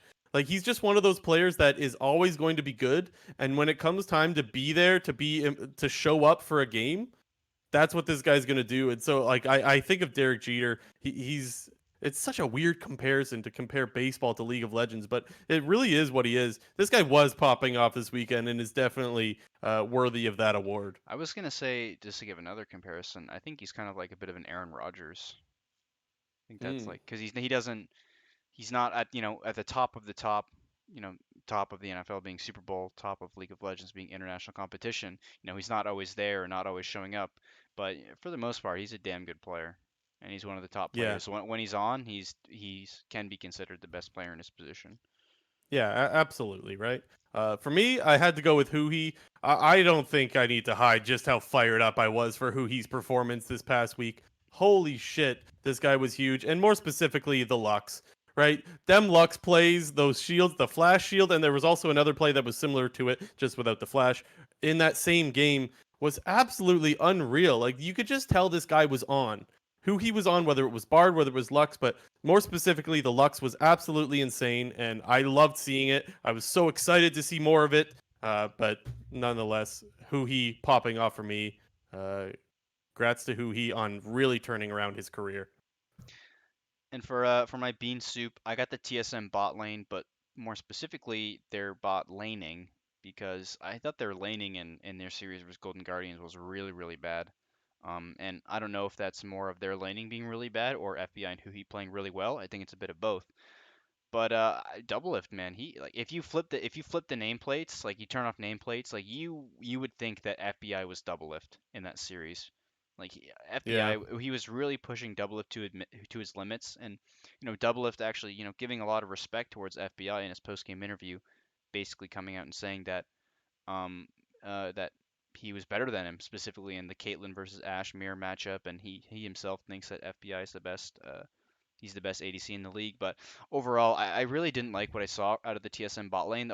Though there were some good moments, as we were mentioning before, with Biofrost and his Bard, specifically in those last couple of games, excluding the Spica int. That was part of the bean soup, but Biofrost definitely having some decent play. But one other thing I quickly wanted to touch on, which I guess is somewhat related to the series, but we're seeing this style out of TSM with potentially carry tops and carry mids and double of kind of being forced onto the more utility role. And he got put on Ashe for all 5 games of the series. And one thing that I think back to and in the early parts of season 10 was his Senna performances because for the most part, Senna is a really strong champion and teams are really liking this champion. As somewhat of an aggressive pick, is able to get early leads in the laning phase, and that was kind of the champion which could have we don't know, but it was kind of his downfall in Team Liquid going 0-4 on it, having disputes with the coaching staff about it, and it makes me wonder if he still, thinks he either thinks this champion's not good or is not willing to pick it up, because I think Senna it's a super powerful champion right now, and I was pretty surprised honestly to see TSM put double lift on Ashe all 5 games of the series. Yeah, it's unreal to see what was the star player for the last 2 years just get outplayed on a regular basis. Yeah, That's the craziest thing, and I also so I do think that first of all I do think that that is worthy of bean soup because it's unbelievable to see how a player has fallen and just really disappointed. What I will also say though is so I want to highlight actually someone in the chat here that's just talking about their bean soup awards. I do love having people give us their thoughts on what we're talking about and stuff like that. And so I think that's Ian, right? That's Ian in the yeah, chat. yeah. Yeah, so Ian, just for those listening and not listening or not watching live, talked about Biofrost Ulti as being part of the Bean Soup Award, and also FBI inting in the last game. Despite the Oh, fact that yeah, we poor did pump his FBI. tires so much, these are Bean Soup Awards. So yeah, definitely wanna highlight that. I did not go with that, however. I had to go with Blabber.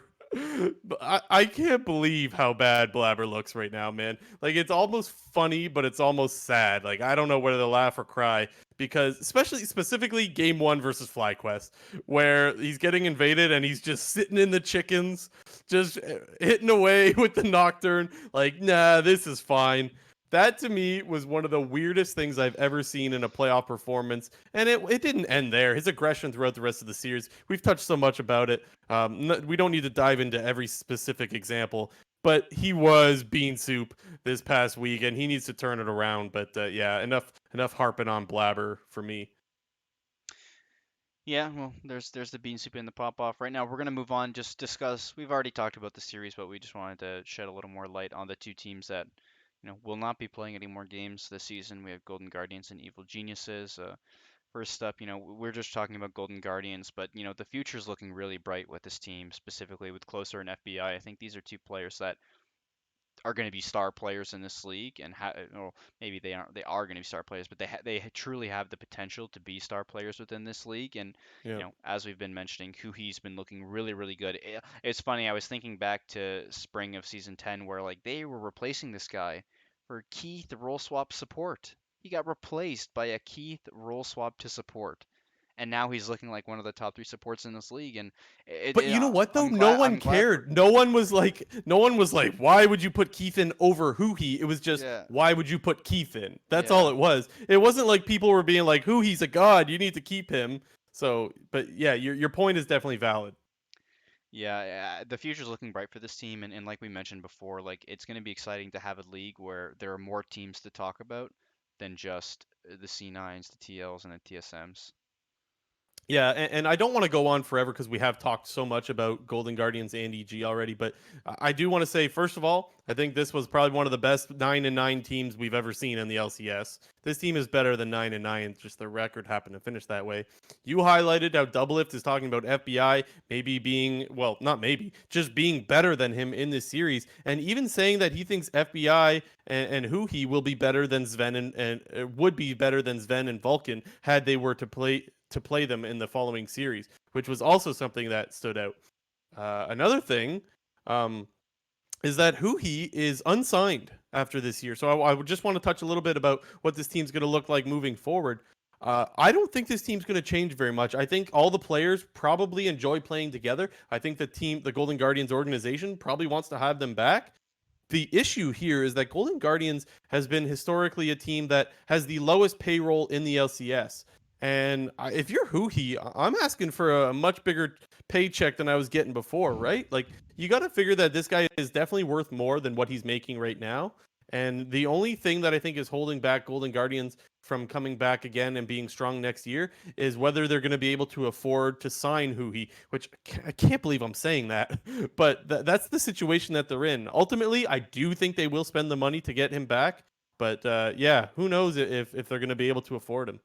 Yeah, one thing I guess I kind of fear with this team potentially is if they're currently in a bit of like the season 6 CLG kind of feel where like they're greater than the sum of their parts. And if for whatever reason, if who he would be able to keep up the same level of performance on a different team, or let's say just hypotheticals Yeah, out here, like synergy matters, man. let's say they could get a potential upgrade at the top lane position or an upgrade at the mid lane position. Like, is everything going to go as well as it did prior? Was a lot of their success reliant on their teamwork and communication, and can that potentially be affected by having different players in the team? And I guess that's something to kind of keep look for in the future, is if this team is going to have different players to keep up the same level of success, or if these current players are to go to other teams, is it more that they were, working so well because of Golden Guardians, or individually are they successful? Well, and the biggest issue, the reason why we saw Keith go to support in the first place is because there's not a lot of NA supports that are available, and having someone that doesn't take up an import slot that is so good to your team is just so valuable. And so you got to have to think about, is there another team that one has the money and needs another support that will go after this guy that Golden Guardians is going to have to compete with? That's the biggest issue that they had. That's the reason why they had Keith going support in the first place, was they needed an NA support that could be good. And who he nor Keith were the answer. Now you have that answer. It's just going to cost you to hang on to it. But I don't have much more to say on Golden Guardians. I do want to talk a little bit about EG though. We good to move on to EG? Or yeah, I'm EG. whipping out the bang photo. Okay. Yeah, I'll let you take it away then. Yeah, we were just talking about this earlier, how Bang going a little depresso mode in like game 3 of the C9 series, and I think this picture kind of sums it up.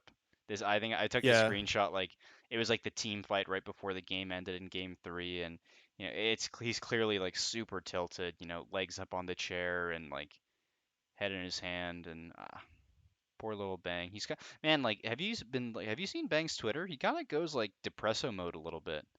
Yeah, Like I have seen that. Even before their series, he's like, "Is this going to be my last series of the season?" That's not the attitude you want to have going into a series. yeah, what the hell? You want to say this will not be my last series of the year, not will this be my last series of the year. I don't know. Anyways, I'm really questioning this guy's attitude. I don't know him, right? I'm not part of the team. I can't pretend I know that he's toxic or that I know that he's just a downer on the team and stuff like that. But those are the vibes that I'm getting. And I always need to give benefit of the doubt. I mentioned before how like his hands were off the keyboard and mouse, and maybe the time with his camera wasn't synced up with the actual play that we were seeing on screen. But if I'm an EG fan, I think that's a little bit like I don't want to cheer for that. I don't want to cheer for a player who's not even he doesn't even look like he's trying, man. So I don't know. Again, benefit of the doubt is could all just this is all speculation, and it could all be fugazi if you want to say. But Kazi. yeah, I want to talk a little bit about Chizuke next year, because I think it's pretty clear EG's plan is to have Huni come back, to stick with Svenskeren, have Jizuke slot back into the mid lane, and then have Bang and Zazel. That to me seems like the game plan. If that's the game plan, where do we think Golden Glue is going to go? Because this is a guy that looked good, not amazing, but he looked good enough to be on an LCS team. And well, there's a lot of teams that need NA players. I hope that this isn't the move CLG makes, but CLG does need a whole new roster. I think they're going to look to swap all 5 players. So maybe this is where they kind of get stuck with Golden Glue. Perhaps. What do you where do you think Golden Glue goes? Yeah, the other potential possibility could be like maybe 100T Thank you. I was hoping you'd say that. Let's if go, they opt baby. for to get rid of Ryoma. I know we talked a little bit about 100T and the Ryoma experiment sort of failing, but I remember when Golden Glue back in season 8, when Golden Glue and Blabber were kind of they were like the two academy like pop off players for C9 when they sort of settled on that they're having Jensen and Svenskeren be their starters. And I was speculating back then if 100T, they needed mid jungle at the time if they were gonna, back up the money truck and pay C9 for Golden Glue and Yeah. Blabber. But same situation here. I think Golden Glue, he's a good player. He's definitely a role player. He's not a carry player. He does well at his job, and although his champion pool is a little bit limited. But I still think he's a solid player. He's definitely going to be better Yeah. than he's not going to be your bottom. He's not going to be a bottom tier mid laner. He's not going to be a top tier mid laner. He's going to be right in the middle there, and he's a player Yeah. that you slot in as a piece to build around something else. And I think if you're looking at 100T, someday is the player to build around there. And so yeah, I think that could be a potential landing spot. It seems like he's into playing again. I know he's been saying a lot on social media about how he was kind of down in the dumps when he got replaced on Golden Guardians by Demonte, and he was worried that he was going to be like forced to sort of retire or enter a coaching role. But he said it really, the fire is kind of lit under his ass that he really wants to still be a player again. And I hope he lands in a good spot. I like Golden Glue a lot. I think he's a great personality. Yeah. I think he's a good person in the league. I know he's on the Players Association or whatever. He's got a pretty big role in that. And I want to see him do It's well very still. easy to be a fan of Golden Glue, honestly. Let's be Hmm. honest. It's very easy to be a fan. He's not a toxic guy. You know he works hard and you know he just wants to play. So like what more can you ask for out of Golden Glue? I love that you bring up 100T because this is a team that did show that they're not exactly willing to spend and I think that Golden Glue is a player you can get for a fair price and I think that the Ryoma experiment didn't exactly work out. I think we'll see him either in academy or either go back to a different region. Honestly, maybe back to Oceania. I don't know, but regardless, we don't need to dwell on this because we have 2 really big series coming up this weekend in TSM versus Cloud9 and TL versus Fly. We got to get into these series because these are supposed to be absolute bangers, and I am fired up for these series. But let's start with TSM versus Cloud9. What do you think about this series? Yeah, it's the NA script it's back in full force here. You know, TSM versus C9 is always a classic. There's always good best of fives whenever these two teams play. Yeah, I think back to the most recent best of five that they played was I think was it season 9 spring, was it? Season 9 spring where TSM reverse swept C9 and went to the finals against Team Liquid. I'm pretty sure that was the last time they had a best of five. Can you think of a more recent one? I can't think of one. You know I'm not good with the memory thing, man. Okay, but my point being is whenever these two teams play, the series are really, really good, and you know, people, it's kind of hard to expect, what we're going to get in this series. We're talking about C9 and being, a bit of I don't know. I guess we haven't said it, but they're a little bit of a coin flip right now in terms of what you're going to get out of specifically Blabber, but also with the rest of their team and how they want to play out, and if they're going to be playing with their brains on, as Reaper likes to say. And TSM sort of seems to be peaking just at the right time, getting the reverse sweep off against Golden Guardians and specifically Bjergsen looking really, really good. So I think it makes for a really great series, high stakes, last world spot, and it should be really exciting. Yeah, you're absolutely right when you say like Cloud9 versus TSM. This is as good as it gets when it comes to North American League of Legends. These are always the most hyped series, like you were talking about. I do see some people predicting in the chat. We got C931. I do want to hear what people that are watching on YouTube or even listening live in the chat now. I do want to see what people's predictions are because this to me is so hard to predict this series. I could see 3-0s going either way. I could see 3-2s. I could see reverse sweeps. I don't know what to do when predicting this series, man, because I don't know these both of these teams have been so inconsistent. I don't know what to expect anymore, man.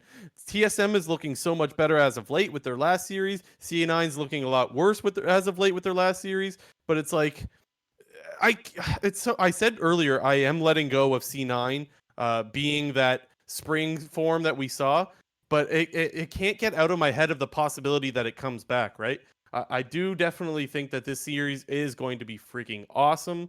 Um, I also think that you have a little bit more time now with Bio being able to play an extra week. And now let's be honest, it's not like Bio and Double Lift were totally foreign to playing each other, but synergy is something that needs to be built up. And I think that having that extra week is definitely going to go in TSM's favor. Yeah, I think TSM.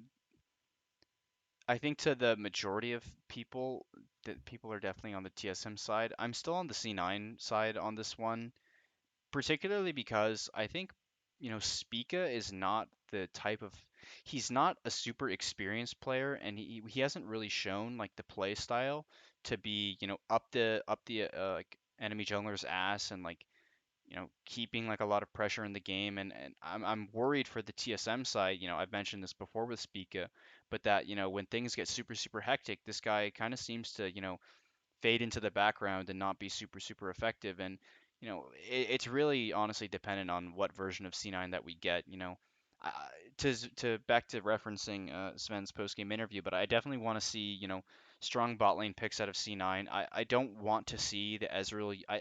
While I think the Ezreal Yumi is really good, and Sven and Vulcan were actually playing it really well, I don't want to see it specifically against Doublelift and Biofrost because Doublelift is he's the kind of player to like the meta right now is very high, laning focus. You pick early game as champions like the Ashe, the Senna, the Caitlyn.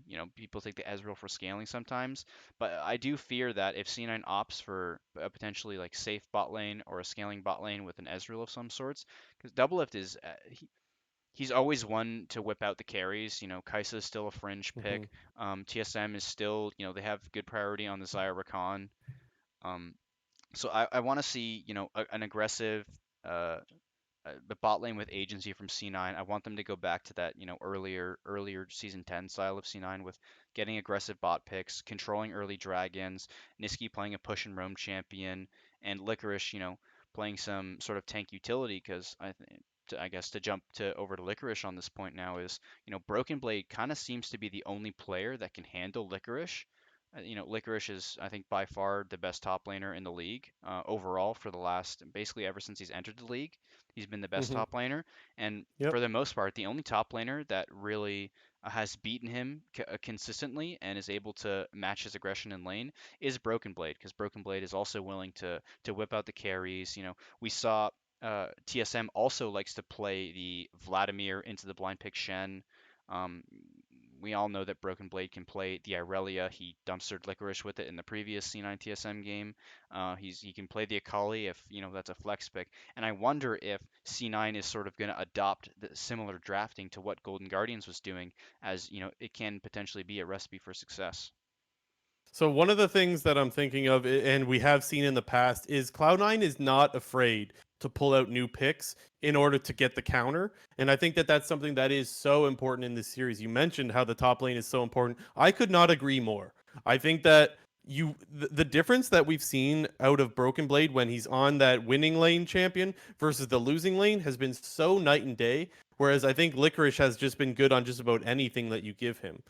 So honestly, I think that you just want to shut down Broken Blade, and I think that you can do that just by getting the counter pick. Now, of course, both teams are going to want to get the counter pick. It's not that easy. You don't just draft that and easy game, easy life. It doesn't necessarily work that way. But that is something that I think both teams should definitely be focused on in the drafting phase for this series. Winning the top lane will be so important.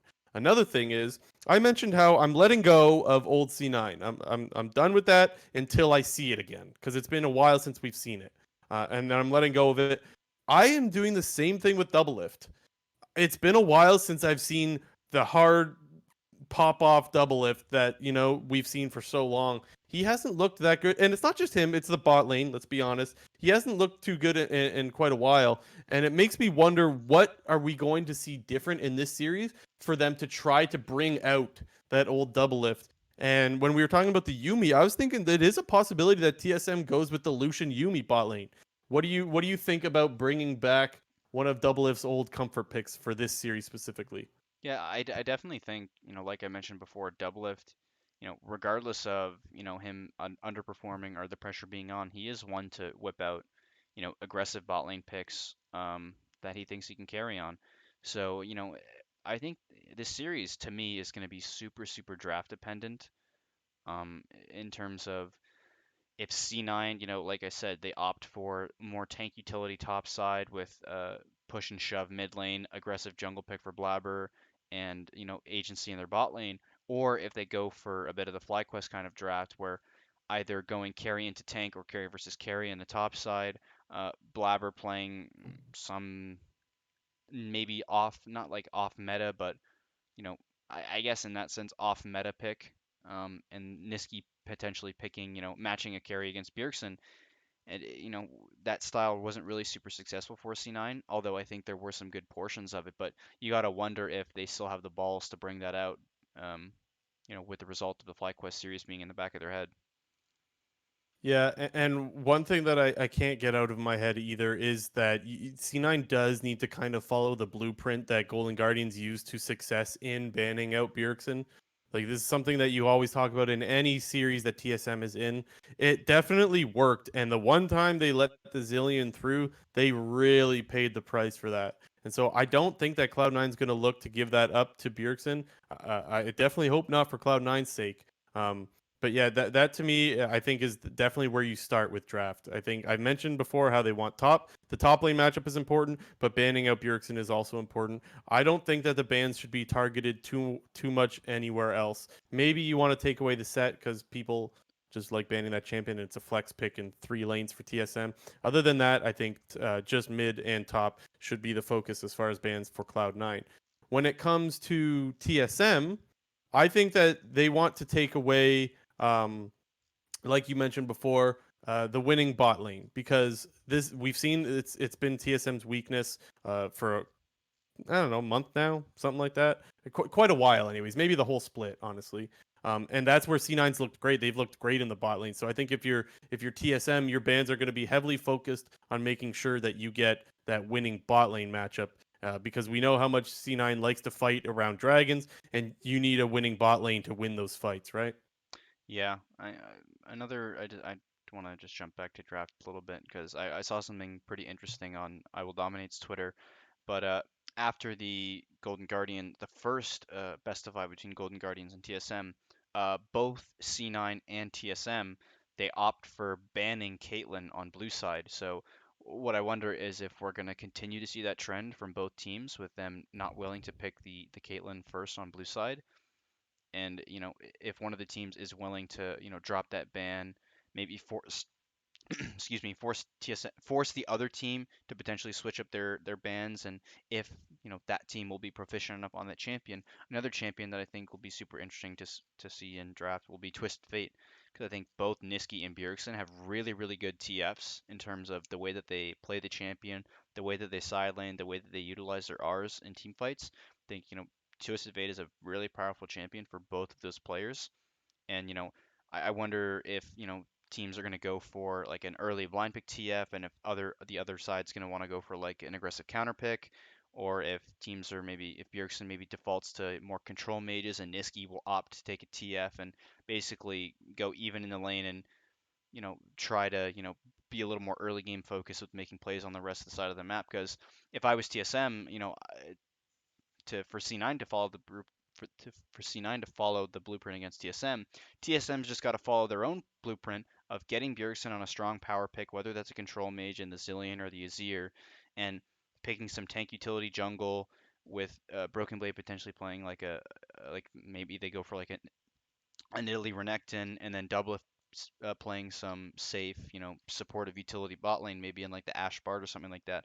So for me, I really have eyes on draft in this game. And honestly, if I'm to pick a game score, I'm leaning more towards like a 3-0 or a 3-1. And I don't, I'm going with C9, and I think that's a bit of like a C9 bias. I'm just haven't decided yet on the 3-0, 3-1, but I think, I Give also it to me. 3-0 or 3-1. Come on, give me one. I'm gonna go 3-0 C9. Okay. Um, and part of that is also back to referencing them not scrimming FlyQuest. They also haven't scrimmed TSM in, if that rumor that came out is true, with them not scrimming TSM or FlyQuest for the last month. You know, one of these two teams can really whip out like really unexpected things as they have not been scrimming each other. So I think, this series could get pretty one-sided pretty fast, especially if, we see the good version of C9. And I think if we're to see the bad version of C9, I can definitely see a TSM 3-0, but I'm C9 fan, so I'm going C9 3-0.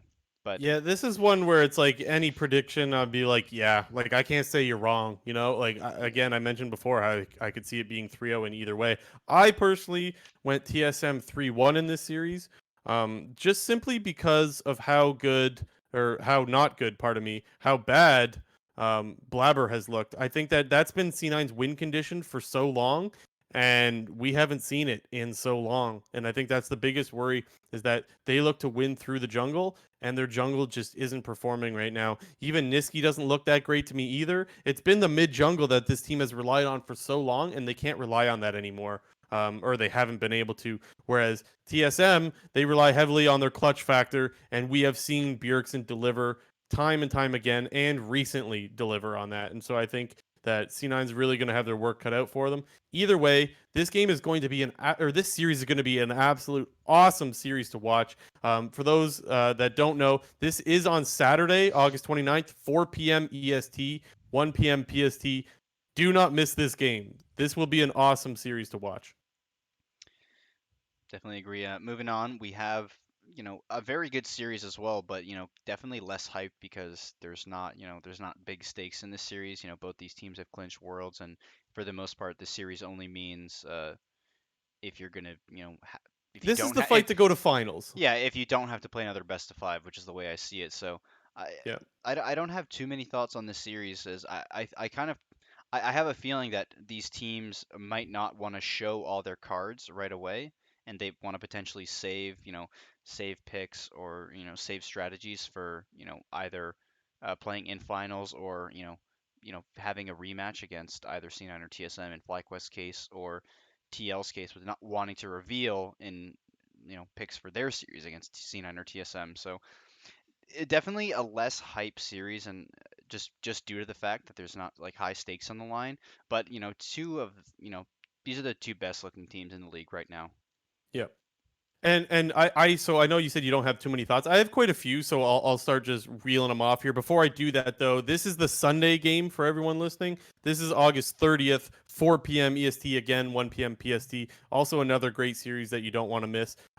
This one of the things that's interesting about this is that we've seen FlyQuest play so many games now in these playoffs, and we've only seen TL play 3. And this could be a good and bad thing, right? And it's for the obvious reasons that we're all thinking. Well, you've played less games, you're not so much in playoff form, perhaps, and you haven't got to play that much meaningful games because scrims aren't meaningful as real games or as meaningful as real games. But then there's the argument of, well, you haven't had to show your hand, right? And that's the other benefit there. So there's definitely pros and cons to being in TL's situation and being in FlyQuest situation. But like you said, these two teams are the two best teams in North America right now. And so if I'm a fan watching this series, I want to see good gameplay because if this series doesn't look good, I am very worried for how NA is going to look at Worlds. Um, One of the main things I want to focus on in this particular series is how much Shen has been played for Impact and Solo. This is a really high priority pick in this series, and I do think that we're going to see a lot of that. And well, also the Mordekaiser too, the other two champions that both of these top laners play. So I think that there's a chance that we actually see a big change in what we see in the top lane, just because there hasn't both of these players, Impact and Solo, have not played a lot of different champions, and this is the time that you have to show something else because your picks will be banned or taken away when you've shown so little. Another thing is Broxa has to show up again. So in the regular season, I talked about this a little bit earlier. Broxa wasn't exactly selling everyone on his performance, but he has done that this playoff series so far. Mind you, only 3 games. But we talked about how Sola, or pardon me, how Santorin has been the best jungler right now for the second half of the season. Brock is going to have to put up with that. And if TL wants to play a slow style, they're going to have to slow down Santorin because this guy is a first blood king. He is getting so many kills in the early game and setting up so many lanes for success. This is the biggest threat for Team Liquid. If you're going to want to slow down FlyQuest, you need to slow down Santorin. Another quick little thought, my last one, I promise, is we see Jensen play so much Azir. We've seen it all split long, but PoE has shown that he likes to play the Kog'Maw.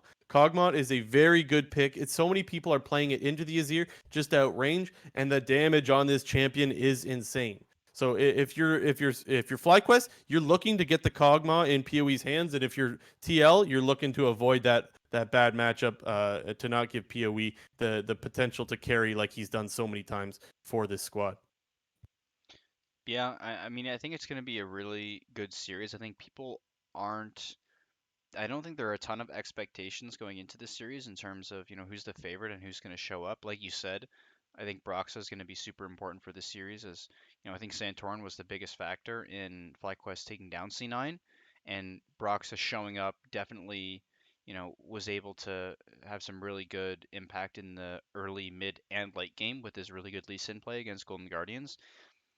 The main thing where I think potentially could be, I guess, my X factor or like the lane to watch is bot lane, and I want to see good play out of Core JJ and Tactical. I think they definitely have a huge advantage individually over Wild Turtle and Ignar, and I want to see if FlyQuest potentially wants to go for more of like a scrappy, engagey bot lane, like using Ignar's Pantheon or Rakan, or if they opt for a bit of the safer laning, or going back to his like Thresh, because I think his Thresh has been his best champion over like the last 9 or 10 games.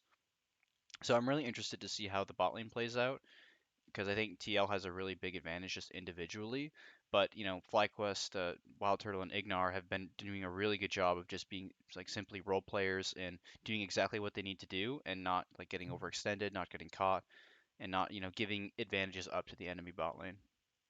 So when I think of the bot lane, I do definitely think that FlyQuest does have their work cut out for them because of how good the bot lane is out of TL.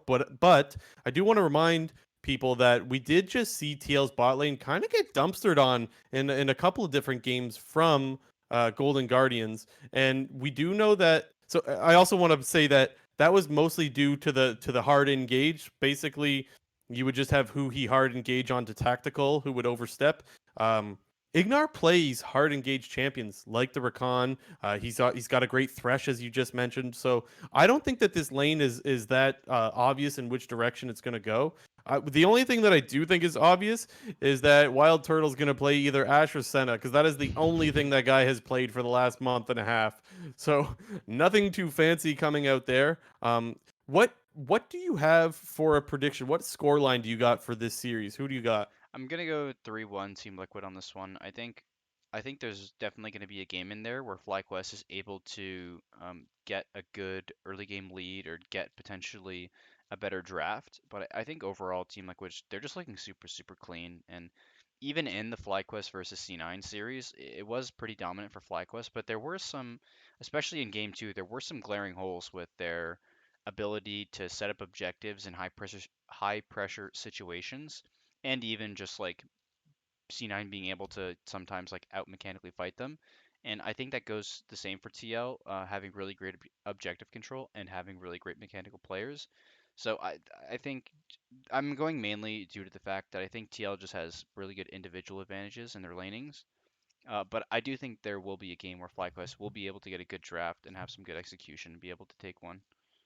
Yeah, to me, this series feels like it's going to be so back and forth. I feel like one team will take one game. Like, I don't feel like it's that reverse sweep kind of series. And maybe I'm wrong. I don't know. But it feels like it's definitely going to be blow for blow, punch for punch, back and forth. That's kind of what I get.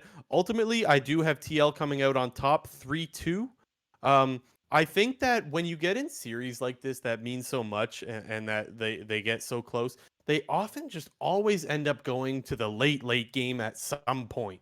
And I think that's the one game where I give TL the edge is that game that goes super late. They love to scale and play for late game, and they definitely have the macro to play the late game. And I think that's where they're going to have a very slight edge over FlyQuest. So I'm going TL 3-2 in this one. But this series is super close, and even though we said TSM to C9 is super close, they're super close for completely different reasons, right? Like I don't know if TSM or C9 are going to show up, whereas I feel pretty confident that both TL and FlyQuest are going to show up. So they're close for different, totally different reasons. And yeah, I think this is going to be a really great series, and I think we're going to learn a lot about who the best team and in North America is after this series, despite it not being the official finals.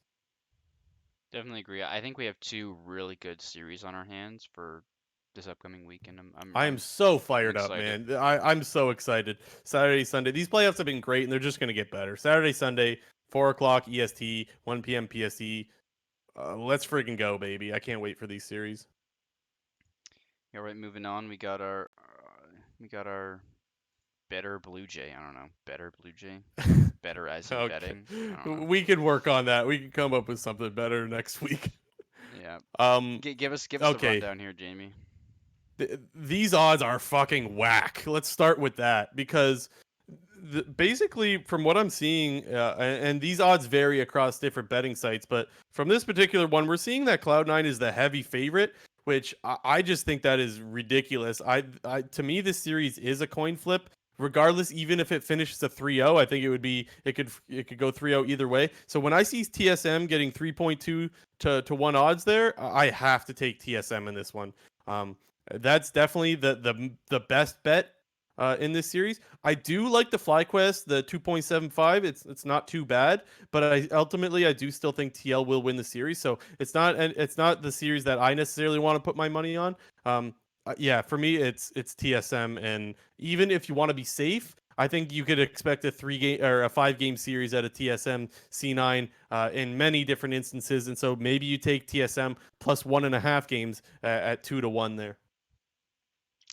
Yeah, I think, both of these series are a lot closer. So I think if you're just going like straight up value, like definitely taking TSM and You just FlyQuest take is both upsets, yeah. yeah, like if just straight up value, it's good because I think the TSM Cloud9 series, I think it's definitely like a 55-45 or a 50-50 series, and the Liquid FlyQuest one being like a 60-40. Yep, But I could agree. really close series, and I think you're getting good odds if you're just wanting to go straight up value there. Yeah, and so let me preface this. Let me or add on to this. Let's say, because the odds are different on different sites, we are aware of that. I would say that anything over 2.5 for TSM is great value, and I would take that. I would take anything over 2.5 Hmm. if I'm looking to take TSM in this series. All right. Uh, we got one last quick little topic is One that last thing, we are going yeah. long tonight. Yeah, but Get the LCS awards they've been rolling out on a weekly basis.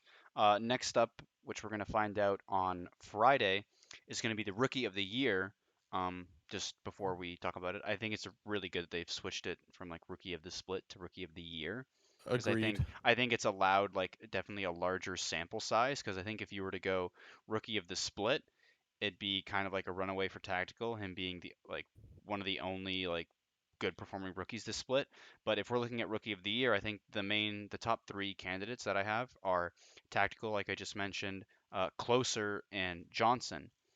I think all three of these players coming in, Closer and Johnson coming at the start of season 10, Tactical just coming in, and even though he played a couple games in season 10 spring, but just coming in as a full-time starter in summer. But I think all three of these players have had massive success on their team so far, and they're looking like players that um, in Closer and Johnson's uh, looking at those guys, like these are players that you can build around, and Tactical just being like a really solid piece and replacement for Doublelift. If I were to pick one out of these three, I'd go with Closer. I think he's been looking Yep. really, really good. He's the star. He's the star now along He's a star on Golden Guardians now. FBI joining him, but even last split, he was voted second All Pro team. People really have a high opinion of this guy. He's a great jungler in NA. He's another player that people were wondering, if he was worth that import slot, being from Turkey. Definitely is. So I'm going Closer. Yeah, and let's be clear, Closer, Tactical, and Johnson are three players that you could be excited about for sure if you're an LCS fan. All of them are definitely deserving of the award, but me too. I went with Closer as well. It almost feels like cheating because he wasn't like in academy or anything like that, and he had already played in the Turkish league. Regardless, it is his rookie split in North America, and he looks really freaking good. So I go with Closer as well. Although I could see it going for either one of them. I wouldn't be upset if either one of them won it. Yeah, but that's gonna wrap it up for us on episode 12 here. Definitely another longer episode. I don't think we were thinking that we were going to go as long as we did, but we had some really good playoff Nope. series and some great Yeah. upcoming playoff series that we really wanted to talk about. So thanks to everyone for sticking around. I would imagine next week's episode's going to be a little bit shorter because Yeah, there's less series. There won't yeah, be Thursday, Friday, Saturday, Sunday. So, for those wondering why the episodes are suddenly so damn long, that's probably the reason. Hopefully, it's a good thing for you guys that the episodes are really long. Hopefully, you guys are enjoying that. But yeah, definitely want to thank everyone that are coming out to the live show and people that are listening on YouTube or Spotify or Apple Podcasts on the million different things that we got the podcast going on. We really, really appreciate our viewers. I know we say this every episode, but we really can't say it enough. We love to have people that are engaged in the show and leaving comments and whatnot. So it's always good to hear from you guys. all right. Jamie's got to go to Hotline League now, so True, Medios is on tonight. oh shit, maybe I should try to get Yeah, on then. let's fucking go, man. Let's fucking go. I Do gotta you got try to do get you my got call a in for do you have Medios. a take yet? I got a couple. What the hell? I know that there's stuff that we've talked about already in the show. I can't remember exactly what they are, but I got a couple of takes. I'll try to sneak All in right. and see if I can get on the show tonight. One last little shout out is we are continuing to be more active on Twitter. Trying to grow this fucking thing. It's fucking hard. I'm not gonna lie. Growing Twitter is freaking. It's a pain in the ass. But please go check out our Twitters. Follow them. We just well, I want to say for Nolan, it's also just LCS content, or am I wrong? Yeah, I might tweet or retweet the occasional random sports thing. I say content, but maybe it's content. I don't know. Basically, my Twitter is dedicated just towards the LCS. So all the things that I post are LCS related. And so if you want to follow, please go check out BlueJ_GG or at Tuminator underscore. Is that it? Yeah. Tuminator underscore. So go check those out on Twitter. We're going to be working hard to be more active on there. And once again, thank you everyone for showing up. This has been episode 12 of the Clown Fiesta podcast. Thanks everyone.